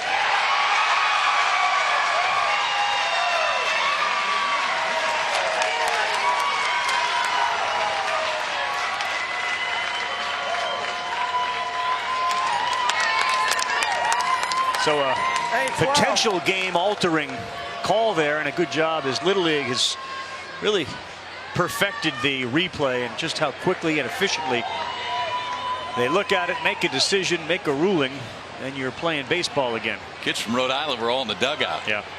They wanted that inning to be over, but it's not. Bases loaded, 2 outs here for the best hitter on this Bend, Oregon team, Zach Reynolds. Zach Reynolds was a superstar in the regionals. He was 6 of 16, hit .375, had a home run and 5 RBIs, and he takes a big rip at the first one. So remember, this inning all started with that pitching change, the decision to take Colin Lemieux off the mound, which allows them to bring him back. There and be ready to drive a ball. Okay, get up there, get ready early, and hit a line drive. Let's score some boys. Just a couple of days rest, and they brought in Kenny Ricks.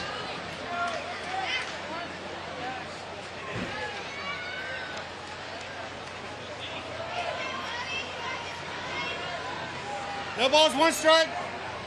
There are those numbers from the regional today. Grounded out to the pitcher. Looks at a ball there, and then hit one back to the pitcher that deflected off Lemieux's foot to the shortstop for a 1-6-3 out.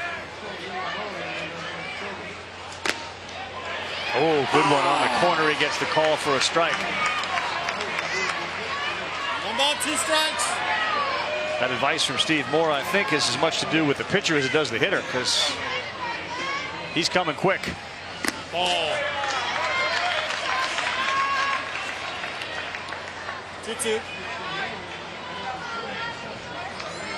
Maybe the last best chance for Oregon.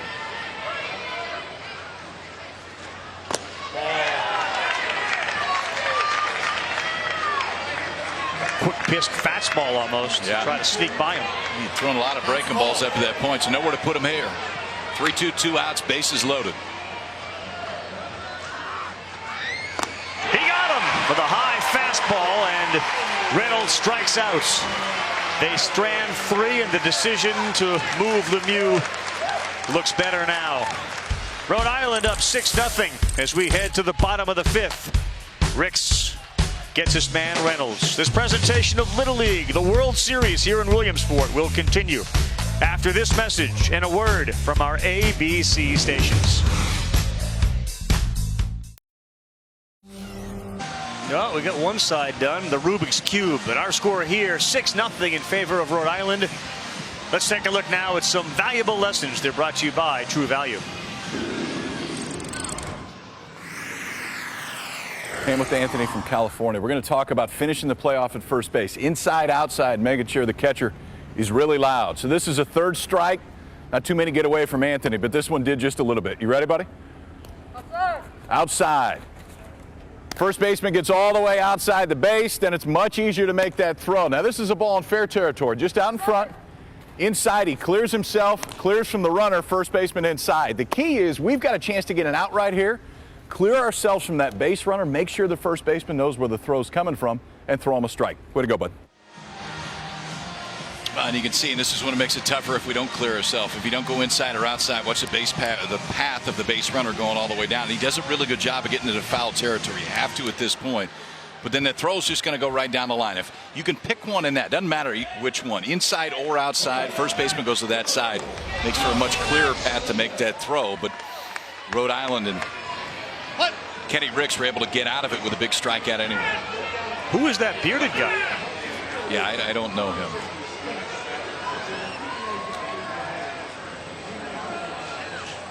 What we got here?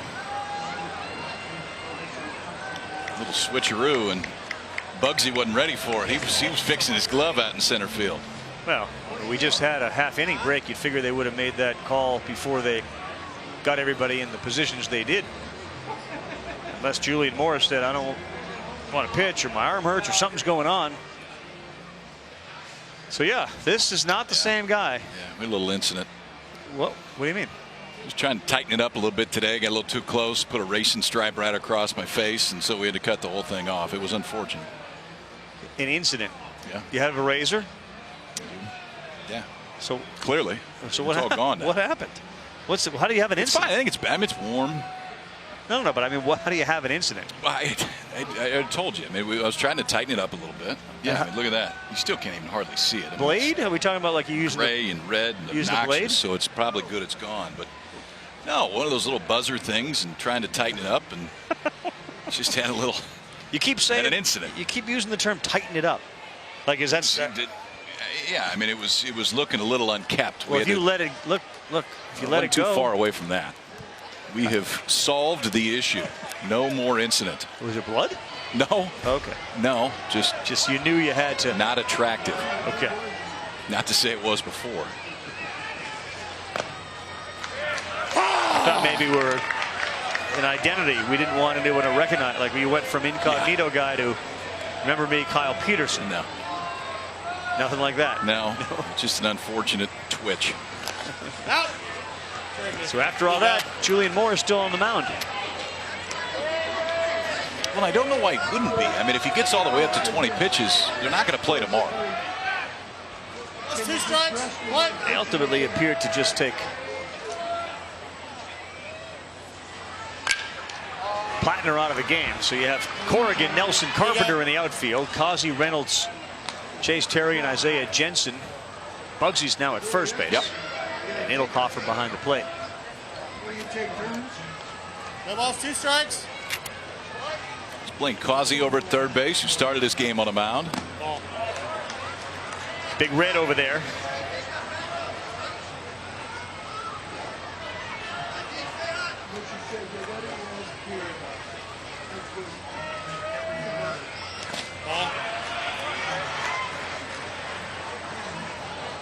They had their chance, and that Zach Reynolds strikeout seems to have deflated a little bit some of the wind that was in the sails of the Oregon team. Japan and Curacao is about 55 minutes away on ESPN, and then Chula Vista, California, and San Antonio, Texas. This one might be playable. Causey's there and makes the play for the out.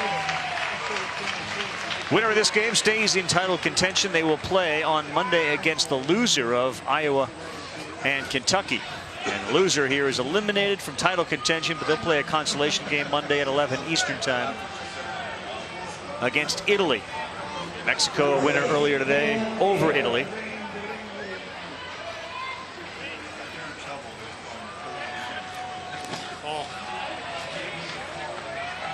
Number 8 is Cam Nato.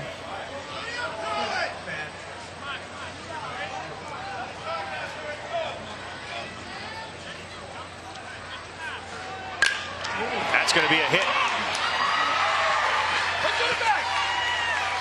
Caleb Carpenter had some other ideas, but Bugsy wasn't buying the first base as a possible out thing. Let's see. The internal clock over there said, no, we're good. No play, we're good. Charging out in right field. Caleb Carpenter's ready to throw. No play there, though. Just get it in. Good swing by Cam Nato. Uh-oh. Got to climb those steps before you get a chance to get out there and throw some pitches. That's our friend Cullen McGrew. My guy up right now, Dylan Boré, 4'7", 81 pounds of just terror. And he likes the red meat.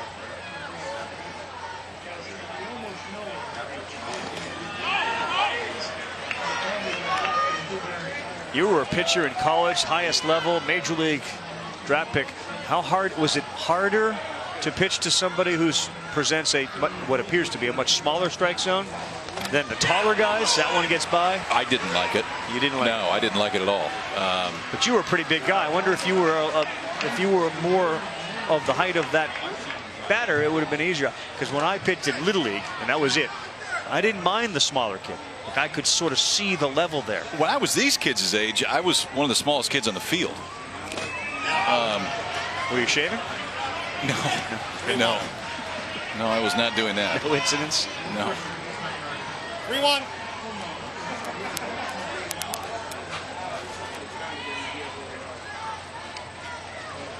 Ball. Little Dill got out of the way of that, and Boray's going to go down to first. Get the sense that Colin Lemieux is over there kind of itching to get a bat in his hand one more time.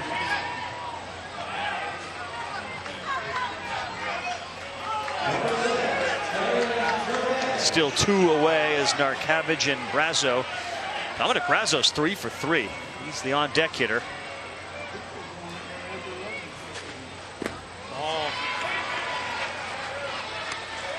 And Jules got to find the plate here a little bit.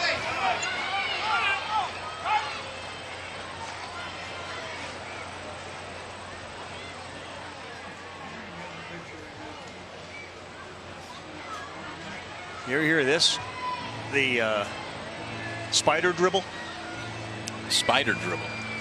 No. What do you got? That's Jules' patented move on the basketball court. Really? Yeah. His handle. Really? He's got good handle, and his best move is the spider dribble technique. Do we know exactly what the spider dribble is? We might know here in a few years. Keeps practicing the spider dribble.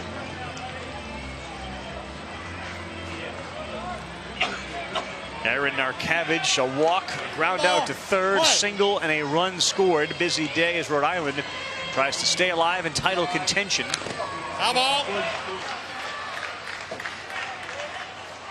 There's the big fella with the braces, Dominic Brazo, 3 for 3, a double and 2 singles, run scored, 5 for 5. Scott Brazo, his dad, keeping a close eye on everything there with the scorebook. Ball.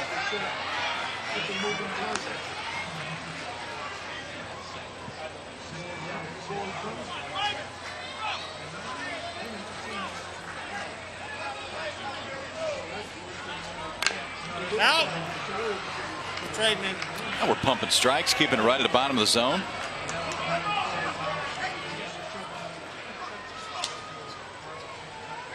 Animated coaching down there at third by Ken Ricks stretched before this one because he was dancing around just a minute ago.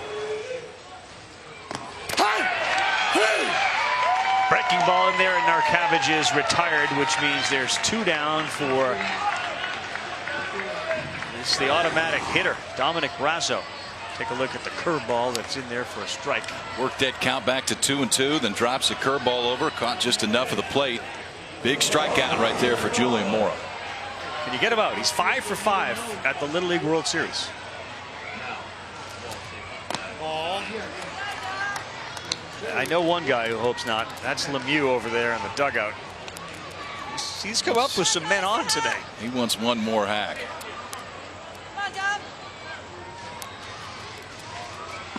Ball.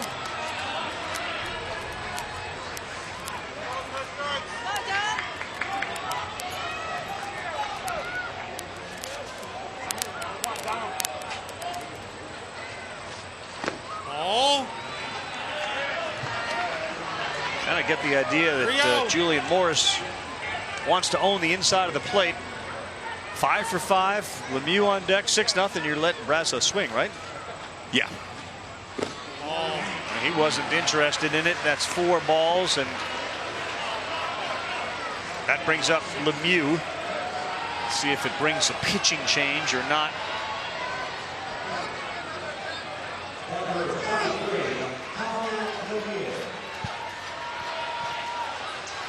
Grand slam would end the game. It would mean a 10-0 advantage. I don't think you're the only one thinking that, because Colin Lemieux trying to end it with one swing right there. 7 men on base, 1 RBI in his first 3 plate appearances. Bounces, that one's going to get by. 7-0. Everybody else moves up a base.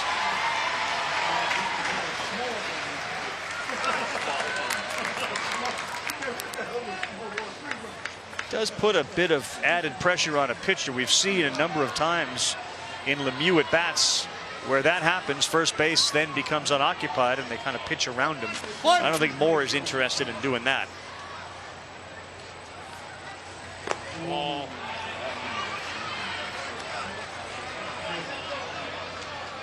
Well, the guy that has hit a home run today, Kenny Ricks, is waiting on deck.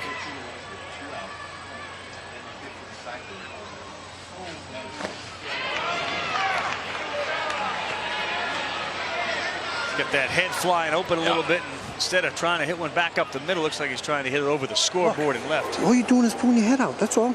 Just wait an extra half a second. You got such quick bat speed and such quick hand speed that even if he throws the fastball and you're a little late, you're going to drive it the other way. Try to keep your head on the ball. I believe in you.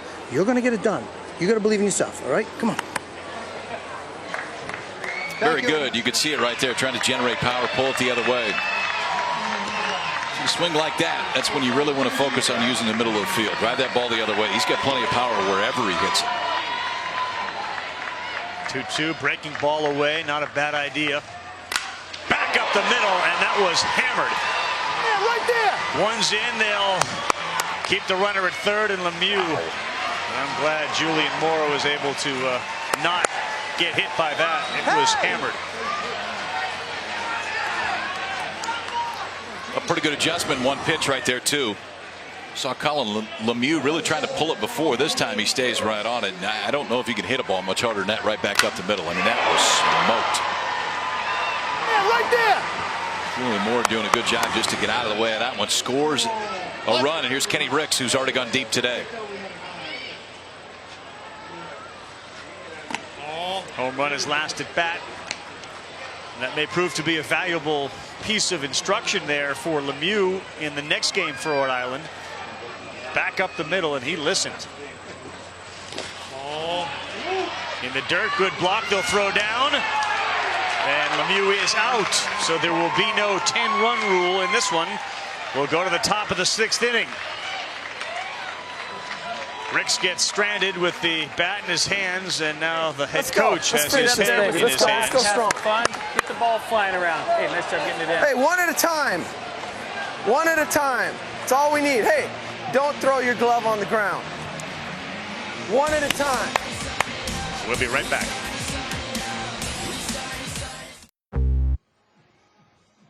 ESPN's coverage of the Little League World Series is presented by Kellogg's Frosted Flakes cereal.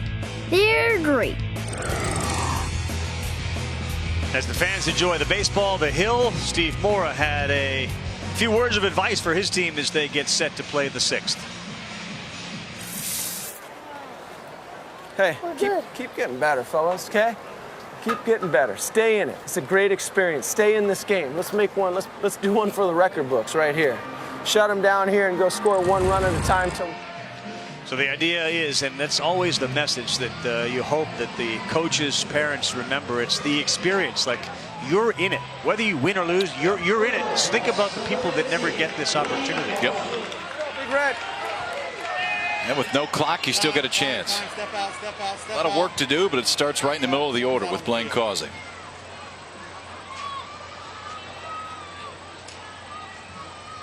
Little issue out there in left field, and now we're all set.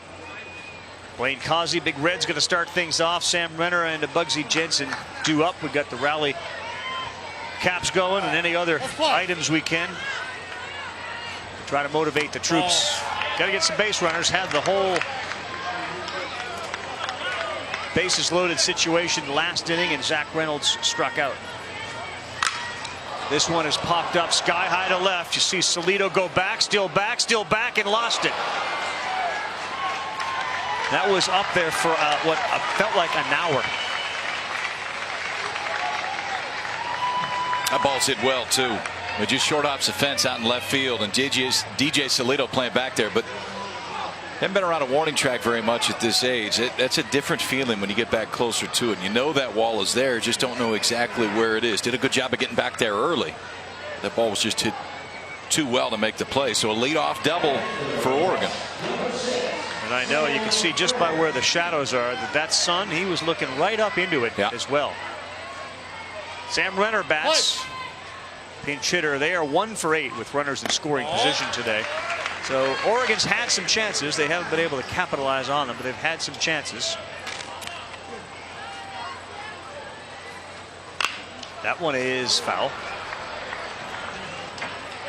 It's amazing, too, how close Oregon was to being in the winner's bracket. You just think back to it. They were a couple outs away. They had Zach Reynolds pitching a dynamite game. He ran out of pitches, and then the team from Goodlettsville, Tennessee, rallied in the 6th inning and had a walk-off double.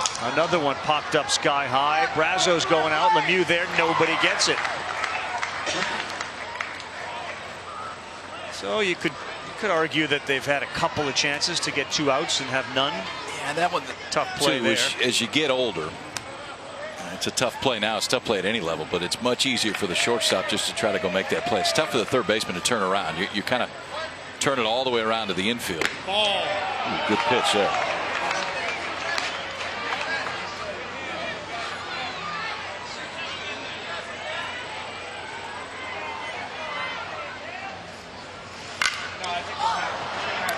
Lemieux or the left fielder? Who's going to get it? It's the left fielder. Solito came in. For a second, it looked like Colin Lemieux was going to move out to get it, but in any event, an out. And 2 away from staving off elimination.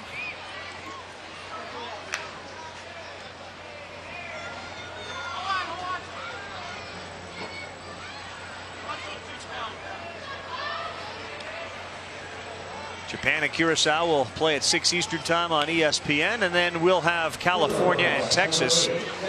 California took a bit of a risk yesterday. They did not go with their #1 pitcher. We'll see him tonight. We'll also see Texas's top arm. So that should be a real good game. 8 o'clock Eastern time tonight. An elimination game. Texas or California is done from championship contention tonight. Just foul. A little effort over there by Dylan Barre. Couldn't get to it. Declan Corrigan has gone in as a special pinch runner at second base. The 2 teams in California and Texas that are used to playing. They're just not used to playing in this game. Right. Usually it's a little bit later in this tournament. That matchup 5 times California and Texas has met in the United States Championship game, more than any other matchup. That's it. 8. Japan has not been in a elimination game day 2 in a long time either.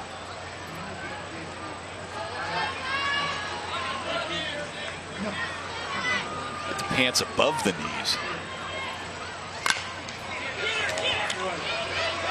Brazo gets the out at first. They'll throw across the diamond at third. And called safe. Looks like the slide from Corrigan was right into Lemieux's foot or leg, and he's on the ground and hurt a little bit.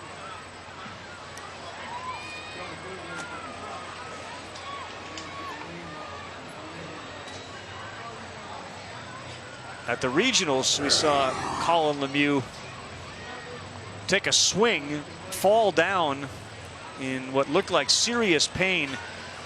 He's got a cut on his left knee, and it opened up when he was in Bristol.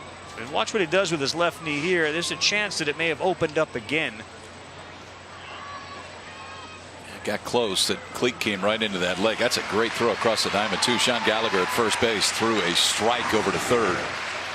A little bit late to get the base runner, but it looks like everybody's okay. And good heads up by Lemieux too, to know after that play to get over to third base and have a chance to maybe make a play and end it.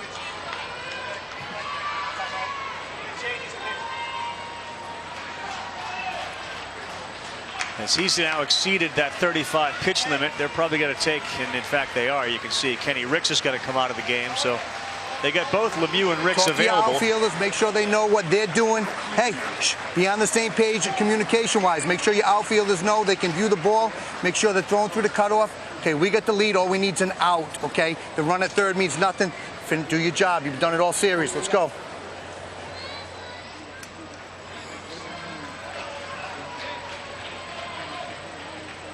Cullen McGrew, closer extraordinaire, on to try to finish this one out for Rhode Island. 2 down in the 6th. They got an 8-0 lead, and again, they'll play again tomorrow. And they hope to get Ricks and Lemieux back on the mound in a situation in which they can continue to play and fight for a championship on the United States side. All right, our game recap looks like this. Started off in the second inning, and that's when Rhode Island got on the board.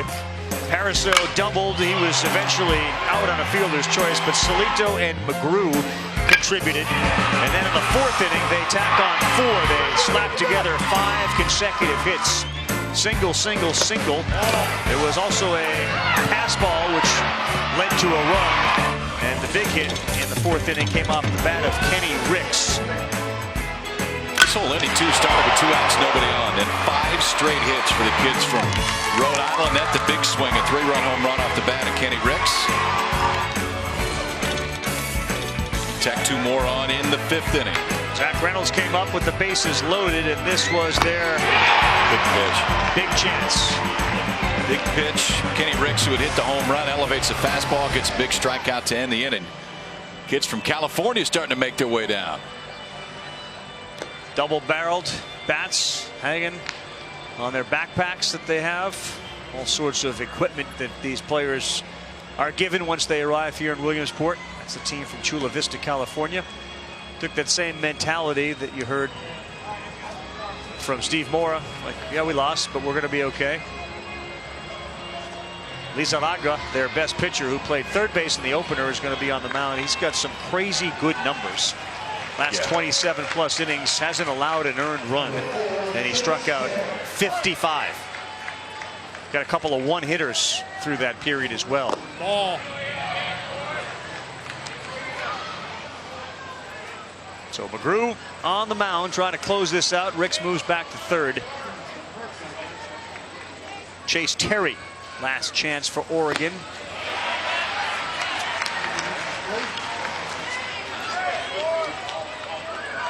The other cool part, you just know that Oregon and Steve Mora will have the whole thing in proper perspective. They're going to get a chance to play in a consolation game against Italy. How neat is that? Yeah. The ball's 1 strike. No pressure. Playing a team from another country.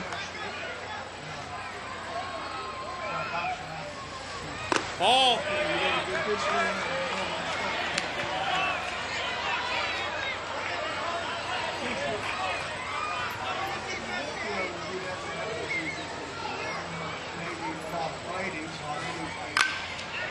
Line out, and that's the game. Right into the glove of Sean Gallagher. Dominic Brazo was ridiculously good. Colin Lemieux on the mound, so they did the best they could. They've set themselves up. Got to win 1 more, and then they'll be able to get their arms back on. This presentation of Little League World Series continues after this message and a word from our ABC stations. Nice win for the kids from Warwick, Rhode Island. Side of Providence, Rhode Island, and second largest city there. And some final words from Steve Mora to his classy group of kids from Bend, Oregon, as they get set to play a consolation game against Italy, a loser earlier today to Mexico. Japan and Curacao come up at 6 o'clock Eastern time, about 30 minutes from now on ESPN. And the winner tonight, California or Texas, will face Warwick, Rhode Island in another elimination game. That'll do it for our coverage here on our ABC stations. For Jamie Sire and Kyle Peterson, once again, the final score, Rhode Island 8, Oregon 0. Please stay tuned to ESPN for the Japan-Curacao game at 6 Eastern time. And we'll see you again at 8 with the United States bracket. Next, it's your local programming saying so long. I'm Carl Ravitch from Williamsport. Some people